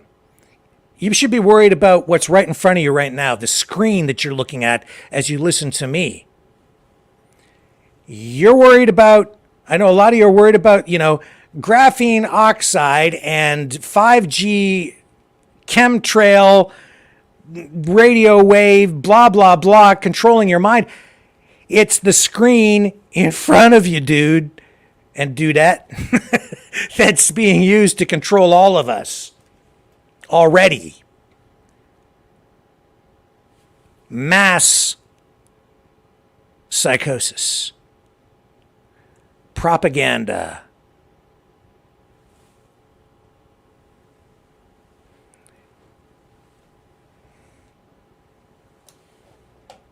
holy crap, 2023. Are we, oh my God, are we screwed?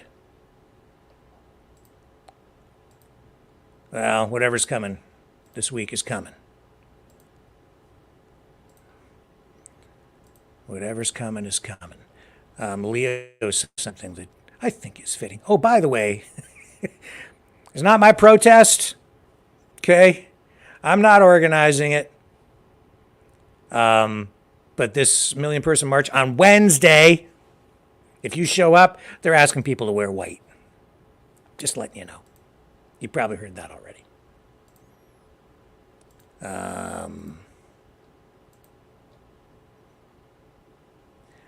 Let me get this thing here. Okay.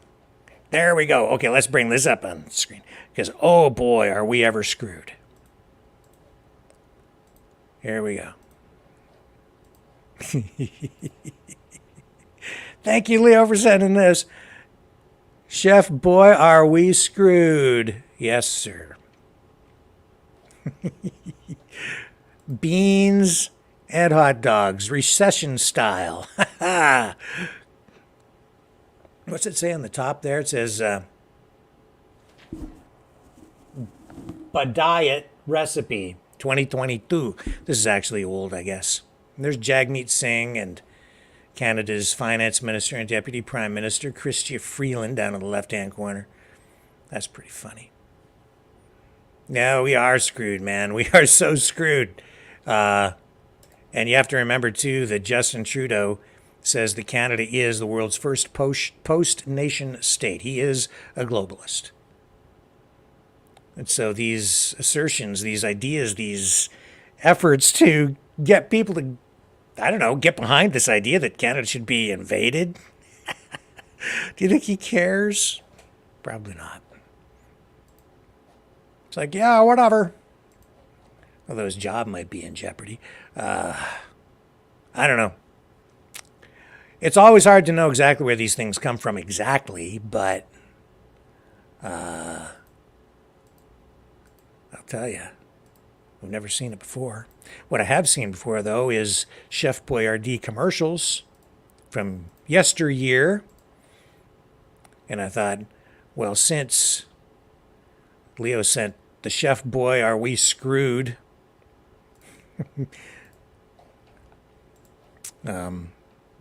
Highlight of the night there. Maybe we'll share this with you. Here's a classic old Chef Boyardee commercial.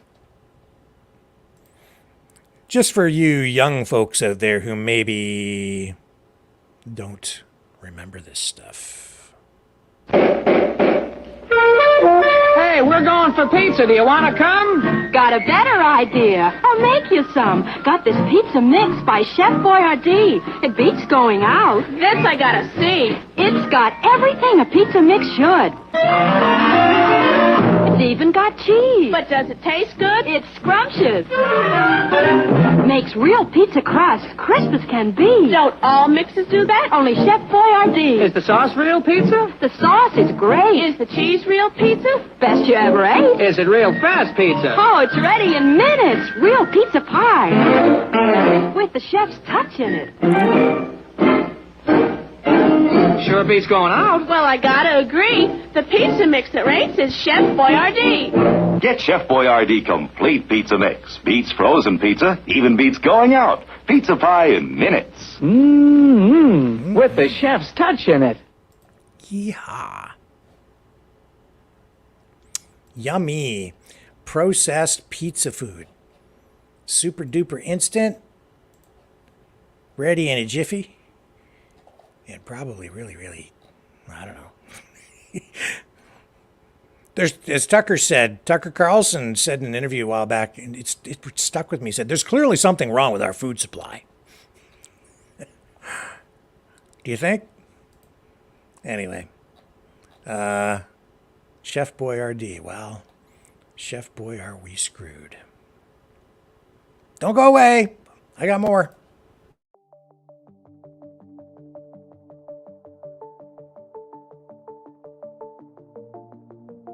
Greetings, brave Mavericks.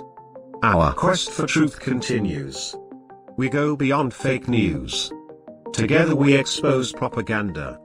Together we pull others out of rabbit holes. We are maverick thinkers. We are all unique individuals. Defenders of individual rights and freedoms. Credible. Trusted. Grounded in reality. Maverick News. Maverick News.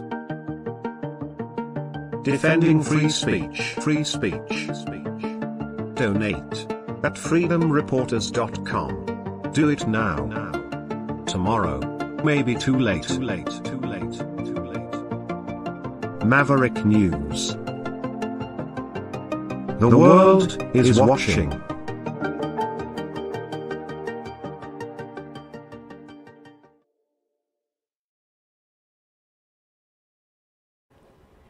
So everything going on is very confusing. It's very hard to make sense of what's going on with it all politically because it all seems to bleed together. The old labels of left and right and communist, fascist, Nazi, conservative, socialist, whatever, it just doesn't seem to make sense. People are, aligning themselves in strange ways that people aren't really used to or they can't really make sense of, especially if you don't have enough historical context to sort of make sense of it.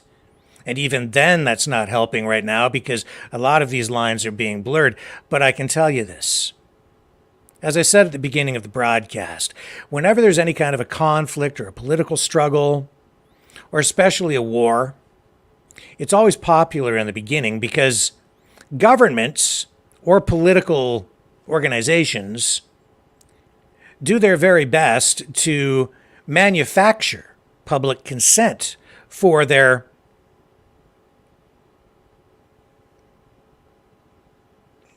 I'm going to call it their war effort. Okay, that's what happens in a war. They'll do whatever they have to do to get the people to support it. That's what happened before the conflict in Ukraine started. That's what happened, with after 9/11 and Afghanistan and then Iraq.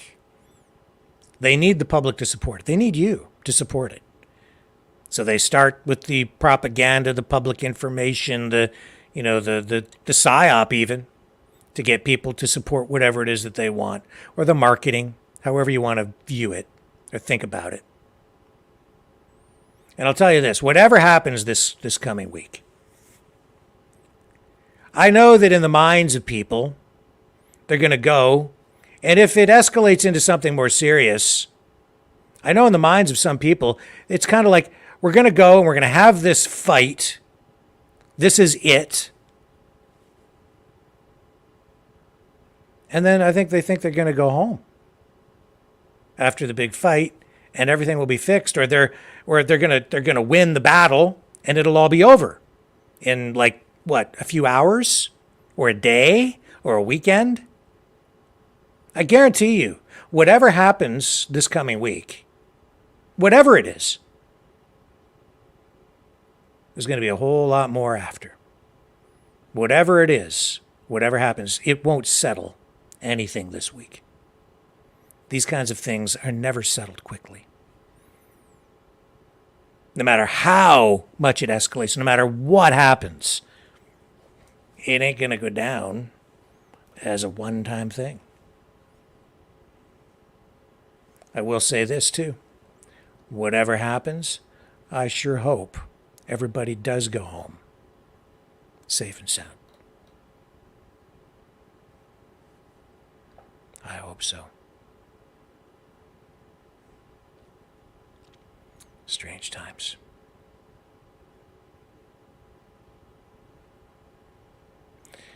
Another quick break while I get the next material ready.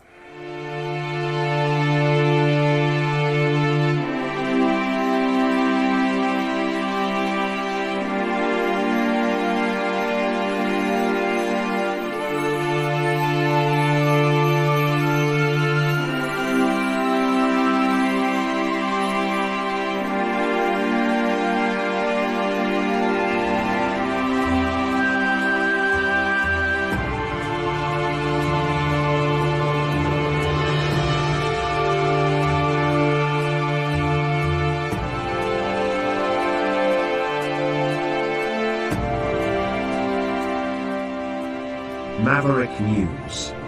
The world is watching.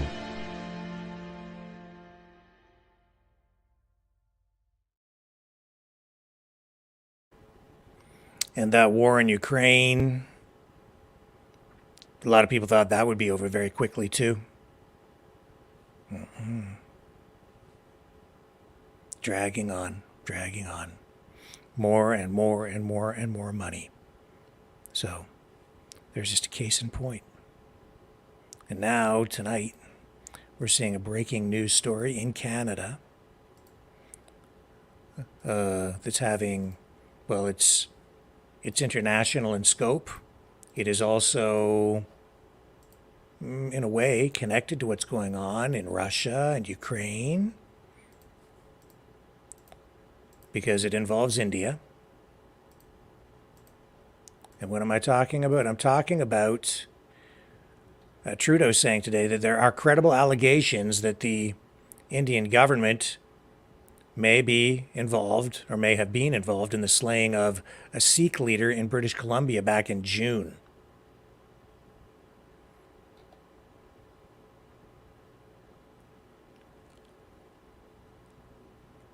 So, I don't know if I can get that clip for you, but let me see if I can get this this actual clip of him saying it, because this is like beyond serious, really, when you think about it, because this guy was killed on Canadian soil, and now Trudeau's saying, and he would not say this unless, honestly, there was some truth to it. Yes, I think it's here. Okay.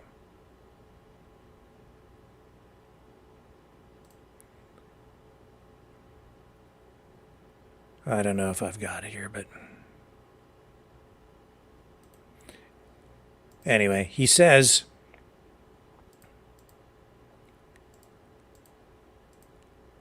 this is obviously a very serious matter, because Trudeau said that, Canada's a country that has rule of law. It's with the protection of our citizens, defense of our sovereignty are fundamental. He says our top priorities have therefore been, one, that our law enforcement and security agencies ensure the continued safety of all Canadians, and two, that all steps be taken to hold perpetrators of this murder to account. So he's calling on the government of India to cooperate in the investigation to help get to the bottom of what happened.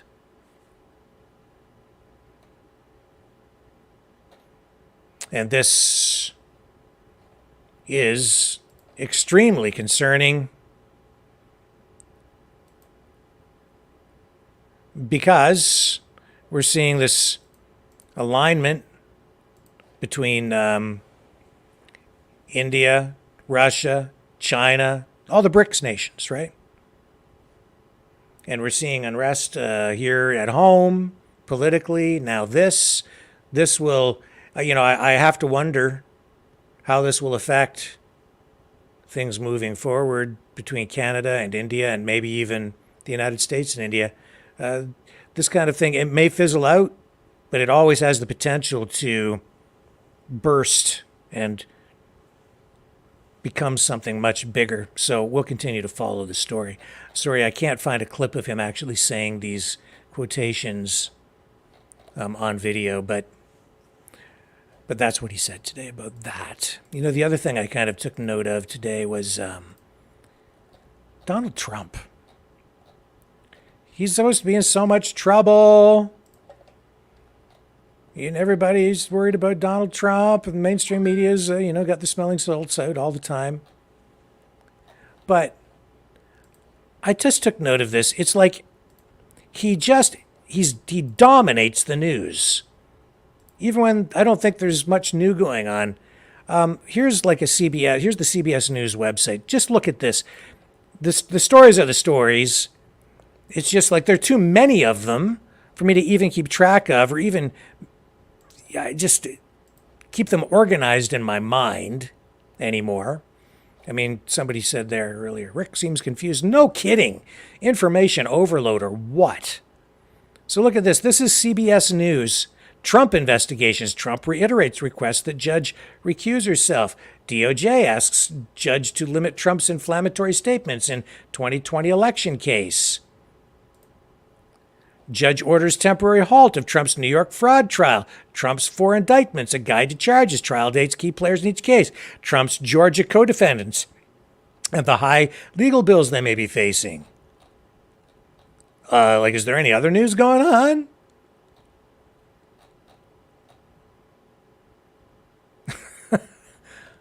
Okay, so that's CBS. What else do we have here? Here's CNN. Is there Trump stuff? Oh, yeah, there's Trump there. Trump falsely claims Raffensperger said former president didn't do anything wrong on their 2021 phone call. Just Trump, Trump, Trump to Trump, Trump, Trump, Trump to Trump, Trump, Trump, Trump, Trump. Oh, there's a Russell Brand story. What else? NBC. Let's see if NBC has Trump stuff. Bet you they do.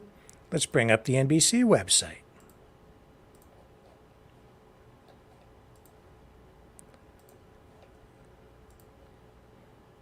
Okay, so there's that F-35 stealth fighter jet missing story. Looks like they found debris, so I think maybe we have our answer on that.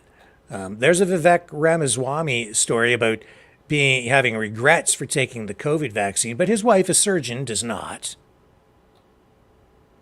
And then, there's that story that we talked about the other night. 5 Americans released from Iran are en route to Washington, D.C. And we know that the Biden administration approved the release of money. But how much money was it? Was it $6 billion? Yeah, it's supposed to be Iranian money, but controversial. Some people saying it's like paying a ransom because they had that money locked up, frozen. Now releasing it in order to get those people back. Where's Trump? Far-right Republicans drafted a short-term funding bill with GOP centrists. It's now at risk of collapse. Here are the top moments from Trump's Meet the Press interview. Not quite as much Trump stuff on NBC. On their main page. Oh, and there's the story we just told you about. Canada is investigating whether India is linked to the slaying of a Sikh activist.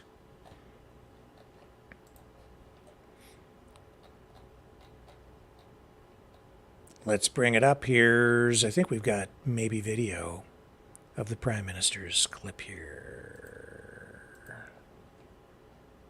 Yes, we do. We'll bring it up this way. So this is NBC. And we'll play the clip of Trudeau here. Well, thank you, NBC. We'll just... Expelling a top Indian diplomat as it looks into what Prime Minister Justin Trudeau calls credible allegations that India's government had something to do with the killing of a Sikh activist. Mm-hmm. Over the past number of weeks, Canadian security agencies have been actively pursuing credible allegations of a potential link between agents of the government of India and the killing of a Canadian citizen, Hardeep Singh Nijjar. So this activist fought for an independent Sikh homeland in India. He was gunned down in his truck in June outside a temple in British Columbia. I want to bring in Megan Fitzgerald, who's been following this for us. What do we know, Megan, about these allegations and where they came from? Well, Yasmin, first, good to be with you. And look, this is something that is just developing right now. The news just broke hours ago from Prime Minister Justin Trudeau, who basically said that, look, this is an investigation that's been going on for several weeks, that Canada has been working closely with its allies around these allegations that Indian government agents were behind the killing of this Sikh leader outside of this temple, which is just outside of Vancouver in British Columbia. And to give you some background here, this Sikh supporter was a strong supporter of this idea of having a Sikh homeland. This is something that India has banned. These types of groups are banned in India, and is something that the Indian government calls a threat to their national security. Now, Justin Trudeau, in speaking directly to the Canadian people today, said that he had a direct conversation with the Prime Minister of India, Modi, at the G20 last week, and I want you to listen to a little bit of what he had to say. Mm-hmm. Any involvement of a foreign government in the killing of a Canadian citizen on Canadian soil is an unacceptable violation of our sovereignty. He also continued, and I want to read for you. He said, in the strongest possible terms, I continue to urge the government of India to cooperate with Canada to get to the bottom of this matter. So there's a lot of questions here, a lot that we don't know. But of course, this is a developing story and one that we will most certainly be on top of and watching closely. So, How do you guys feel about that? How do you feel about the violation of our sovereignty, potentially, by the Indian government? Is that right? Should we care?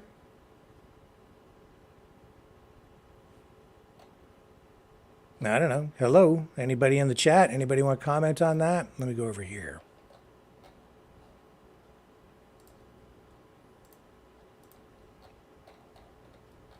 Let's see. He's so mad at India. Haven't hair always one stand hair hanging down. This is in Rumble. I'm looking in the Rumble chat. Somebody says, I feel nothing.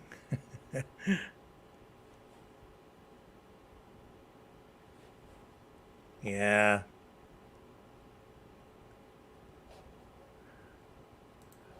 Well, I'll tell you, I think that any country that does something like that is laughing at Trudeau and laughing at our country and laughing at our sovereignty, laughing at us. They don't take us seriously. They think that we're a joke. They know that Trudeau will do nothing. They know that we don't have the means to really push back that hard at all. We don't have the military to do anything about it. We don't have the money or the financial might at this point to exert or apply our political will. We can't even really, we can apply sanctions to India, but do you think it really matters? We're not big enough, I don't think. Maybe on some products, like some food products, maybe agriculture stuff. I don't know. Maybe restrict import, whatever. I don't know what Trudeau will do, but it just shows that they don't see us as a threat at all. They think that they can just walk all over us. It seems that that's the case with Lieutenant Steve Rogers and Jackson Hinkle, too. I think we'll just take over that country. Yeah, we just take it over. Because, it might be a threat at some point down the road. So, yeah, let's just take it over. Just in case. Just in case. This coming from Jackson Hinkle, a guy who's a communist, a self-proclaimed communist, who calls for the nationalization of, resource industries. That's what he said, which is what most communist countries do. The first thing they do is they nationalize the oil industry. Oh, we're back to oil again. What does Canada have? Oil. I think we're a long way away from the Americans invading, don't get me wrong.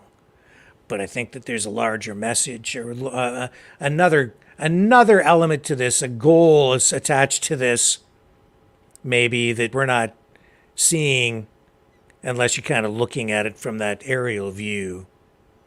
And remember I said that some people think that the White Hats or the American Marines or some paramilitary force or whatever it is, maybe even directed by Donald Trump, are coming to rescue us.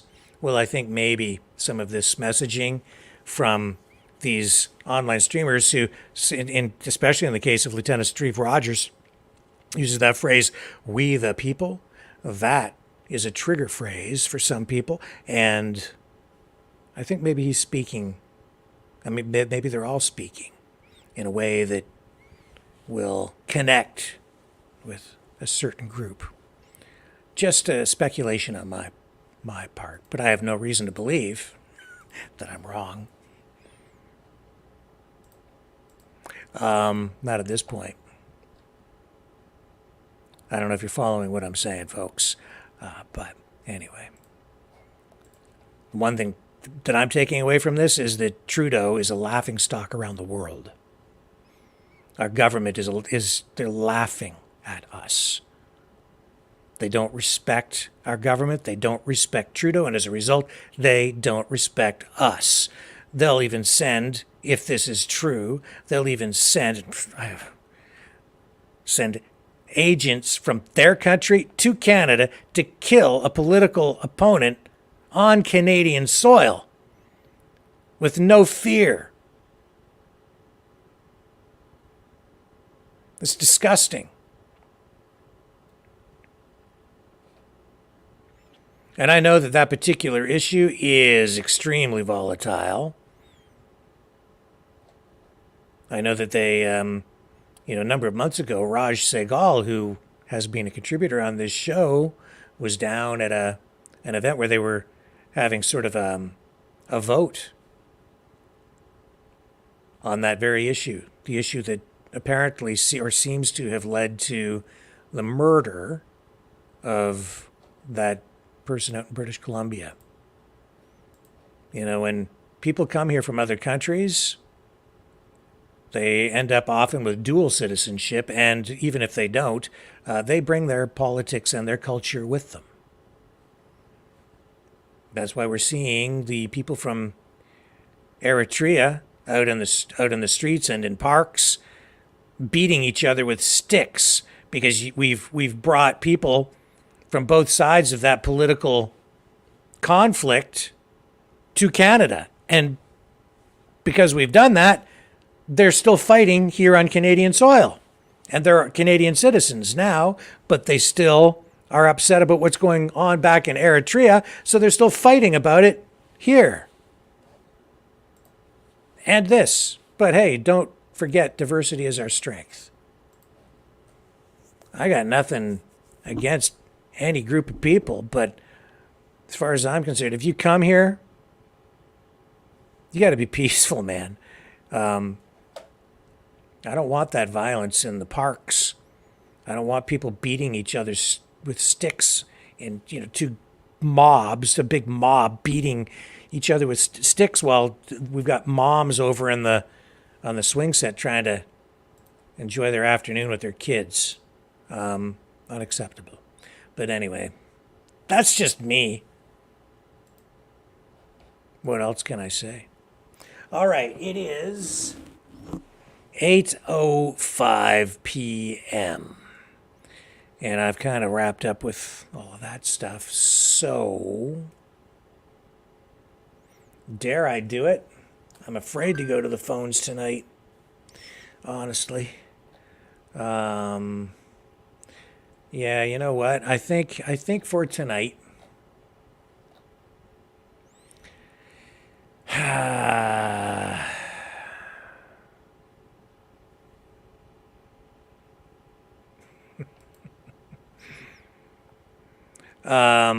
I dare not. No, Magic Moon, I do not use drugs.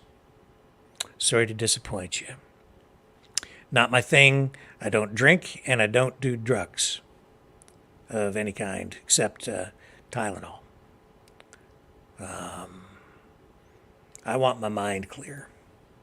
Always. I don't want distortions of any kind. I treasure more than ever reality and clarity. I was out in public today. Yeah, I had a job. Yeah, I actually have to make money to live. Oh, and I was out today, and it felt almost normal. I was talking to pretty normal people, doing pretty normal things. There were a few things that, were COVID related that left me feeling like I was still living in this strange dystopian nightmare, because we are. But it did feel today, finally, like it was semi-normal. Semi-normal. I was grateful for that. It's nice to talk to people who don't talk about politics and all these issues for a while. And I'll tell you, there are a lot of people out there who just don't pay much mind. It's probably a wise thing, a good thing, which is not what I do. It's just constant for me, which is why I can't tell what day of the week it is. Can't sleep at night, can't keep my days straight. Last week, I lost a whole day. That's why I'm screwed up here. It was Saturday. I thought it was Friday. It's true. Because I'm just working constantly and just bombarded with this information. I think you guys probably are too. Like, do you find that it weighs on your mind? Let's talk about that. Maybe, or not. Let's go to the phones. I'll do it. I'm going to do it. I shouldn't do it, but I'm going to do it because I'm afraid it's going to bend my mind. Let me get this thing all cranked up here. All right, we'll set it up. And we'll see how normal this goes tonight. Okay. Are we going to be normal or crazy, abnormal tonight? I don't know. We're going to talk about the Masons. We're going to talk about Knights of Malta. We're going to talk about, oh, look at that, the calls are racking up. What are we going to talk about? Oh, I think I know what we're going to talk about. Let me get this cranked up here. What do you guys want to talk about? Hang on. Almost there.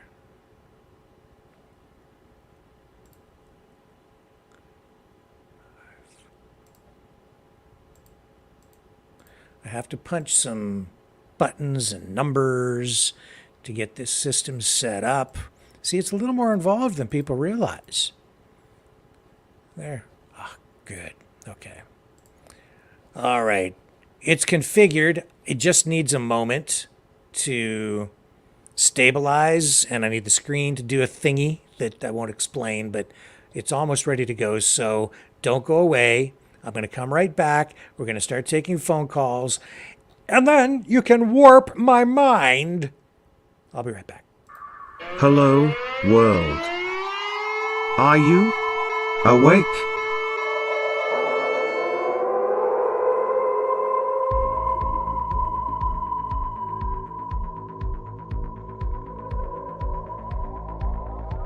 Uniting humankind by liberating millions of minds at a time. Maverick News. The world is watching.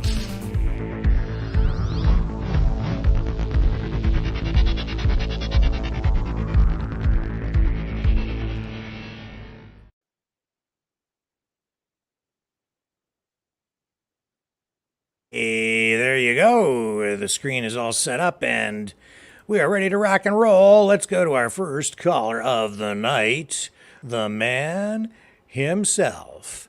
And go ahead, sir. You are on the air. Fire in the hole, Rick. Fire in the hole. Care to elaborate? You didn't touch much. Yeah, I was about a half hour late into the show. I was doing some shit for my daughter's business today. Yeah. Well, all weekend, actually. But the strike. Oh, the UAW strike. Oh, my strike. God. Yeah, please talk about I think you missed it. Yeah. Yeah, let's get a little bit off topic here. But it is the perfect storm for a nationwide strike because by the looks of it, Ford's in Oakville, 1,800 people are not working tonight, and Chrysler seems to, in the next 48 hours, is going out too. Or it might have been GM. Sorry, not Ford. But Chrysler's and GM. Now, the whole problem with that, okay, it's a few thousand workers. It's a spin-off. The truck drivers, the restaurant owners, everybody, okay? It's going to affect a lot of people, not just auto. Yeah. Right? So, I'm off for a week. So, I'm pretty busy at work, too, right? So, we're 2 years ahead of the program. So, they're saying that they could strike tonight at midnight if they don't get a deal. And that's in Canada, by the way. So you could see a total strike. Well, the funny thing is, a total strike, okay, is going to be devastating. Never, I don't think ever in the history of me, and I come from a union town. Yep. Yeah, I've never seen all three go off at the same time. Right, me either. Okay. Yep. Yeah, you're gonna see. I'm gonna do a video of the Ambassador Bridge when it happens, and I'm gonna show you how dead it is. Usually, it's lined up with trucks. There's not going to be anything going on, right? So, it's going to affect a lot of people, especially in these struggling times. Okay, where people don't have enough money to they're living week to week. Some people. Yeah, and okay, Yeah, what are they looking for here? They want improvements to pensions, wage They want increases. 40%. 40% wage increase. They came back today, the UAW, and said, we'll give you 20. They even over 4 years. I can't believe that they agreed to that. 20%. How do they even Yeah, I'm justify surprised. that? Well, they justify it with our... Sorry, did we lose you there, Leo?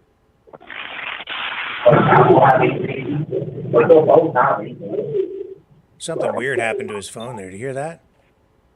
That's weird.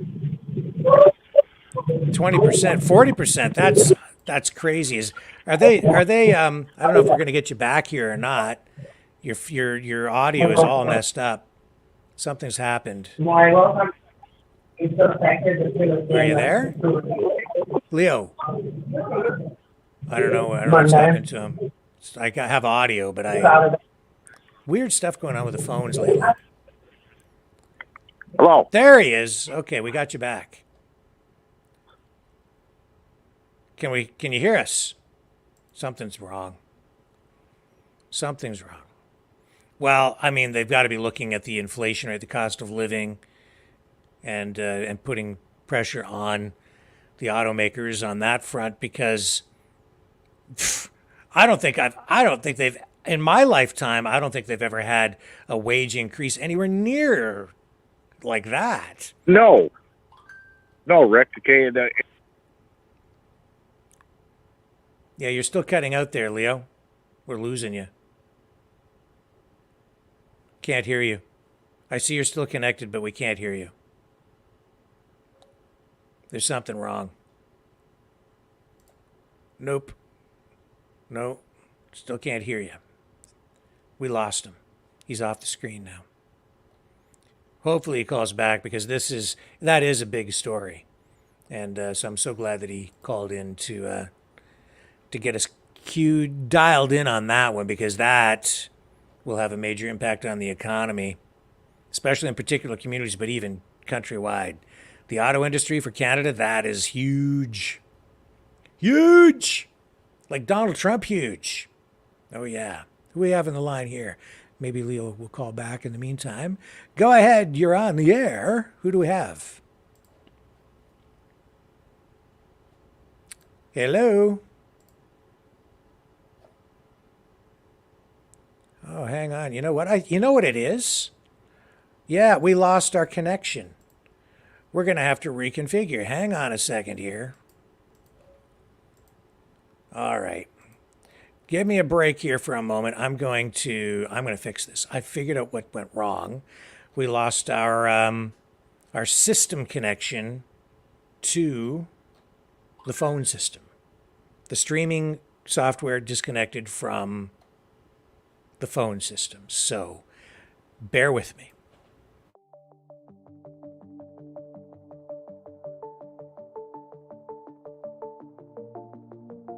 Greetings, brave Mavericks. Our quest for truth continues. We go beyond fake news. Together we expose propaganda. Together we pull others out of rabbit holes. We are maverick thinkers. We are all unique individuals. Defenders of individual rights and freedoms. Credible. Trusted. Grounded in reality. Maverick News. Maverick News.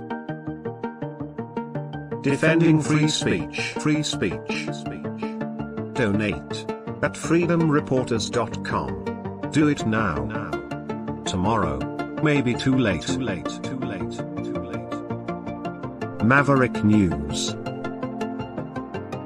The world is watching.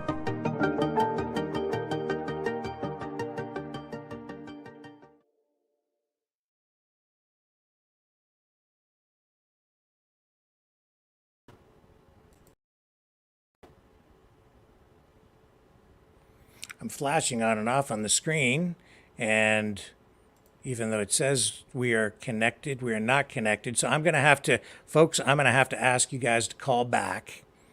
I'm going to have to just reconfigure this whole darn thing, because we are not getting connected to the phone system.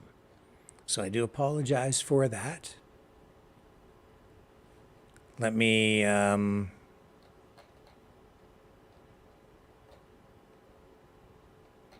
just terminate this whole thing. I'll run another promo while I get this stuff set up. Hang on, almost with you.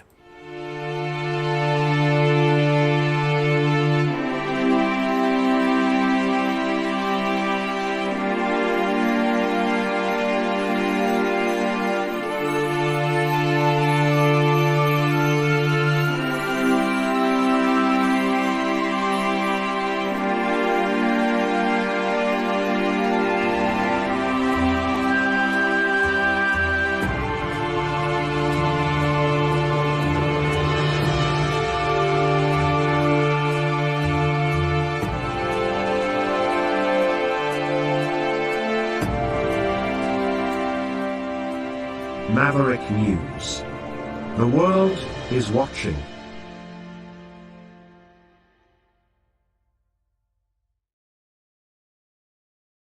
System's back up. I just have to get it configured, and here's the number to call.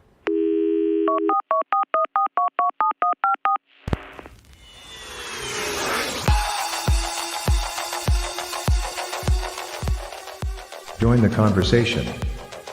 Call 1-833-975-3733. That's 1-833-975. Free. Speak up. Speak out.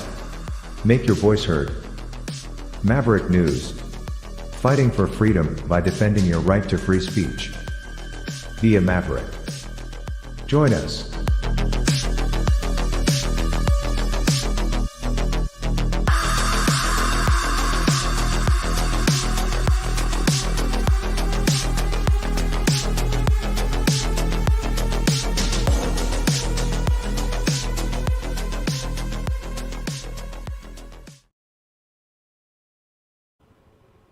I'm really, really sorry, folks. The system is not working properly, and I do not know why.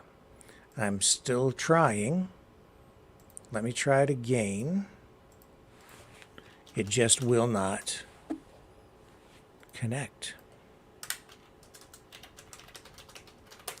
I'm working on this. So yeah, that UAW strike in the States now. Strike in Canada on the auto industry side, maybe at midnight tonight.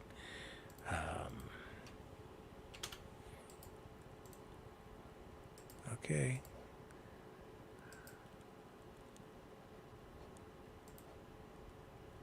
Let me try this number here. Okay. Yeah, and we have a lot of stuff we could talk about tonight. Let's see if this works. Here we go. I'm using another path.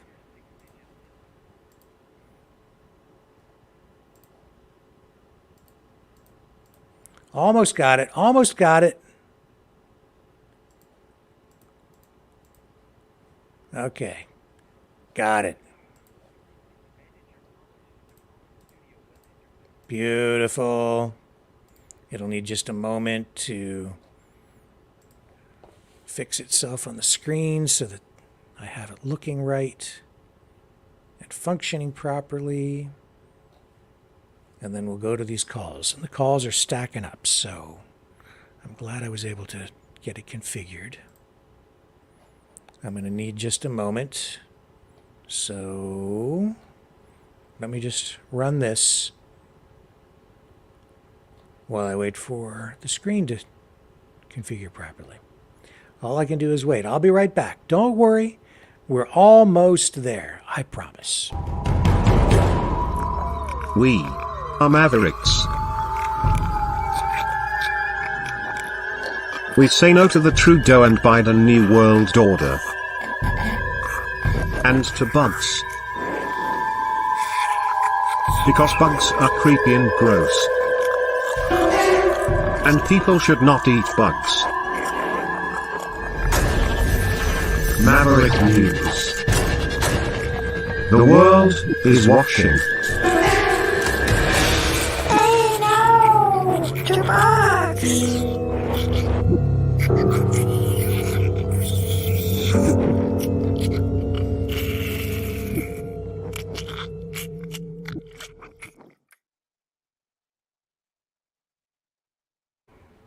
Nope. Nope. Didn't work. It did work. It was connected. It was ready to go. And now it's disconnected again. So, folks, I am so sorry. I don't know what else to tell you. I'm not gonna sit here and try and fix a computer problem or a software problem on the air. It makes no sense to do that. I wouldn't put you through it. That gets us to. We've been wrestling with this for far too long. Thank you to Leo for calling in. We're going to have to wrap it up for tonight because of what's going on with these technical problems. I'll try to sort it out and be back tomorrow, 6 p.m. Eastern Time. Tomorrow is Tuesday. The event is Wednesday, not tomorrow. And I apologize for all my references to tomorrow, but it's Wednesday. So you got another day. And whatever you decide to do, please, folks, do what's best for you and your family. You make your own decisions. You're free, you're free people. So you do what you want to do, as you always will. But I just hope you all stay safe, make wise decisions, and hope that when we come out of this on the other side,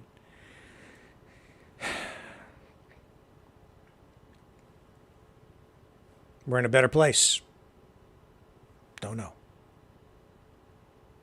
But we have time. More time tomorrow. I think we're going to have a special guest on maybe tomorrow, too. Won't tell you who, because I always like to confirm first, but if he's not on tomorrow, he'll be on very soon in the nights ahead. I'm hoping for tomorrow. Whatever we have tomorrow, it's going to be interesting and engaging and fun. And I'll see you at 6 p.m. Eastern Time on the flip side.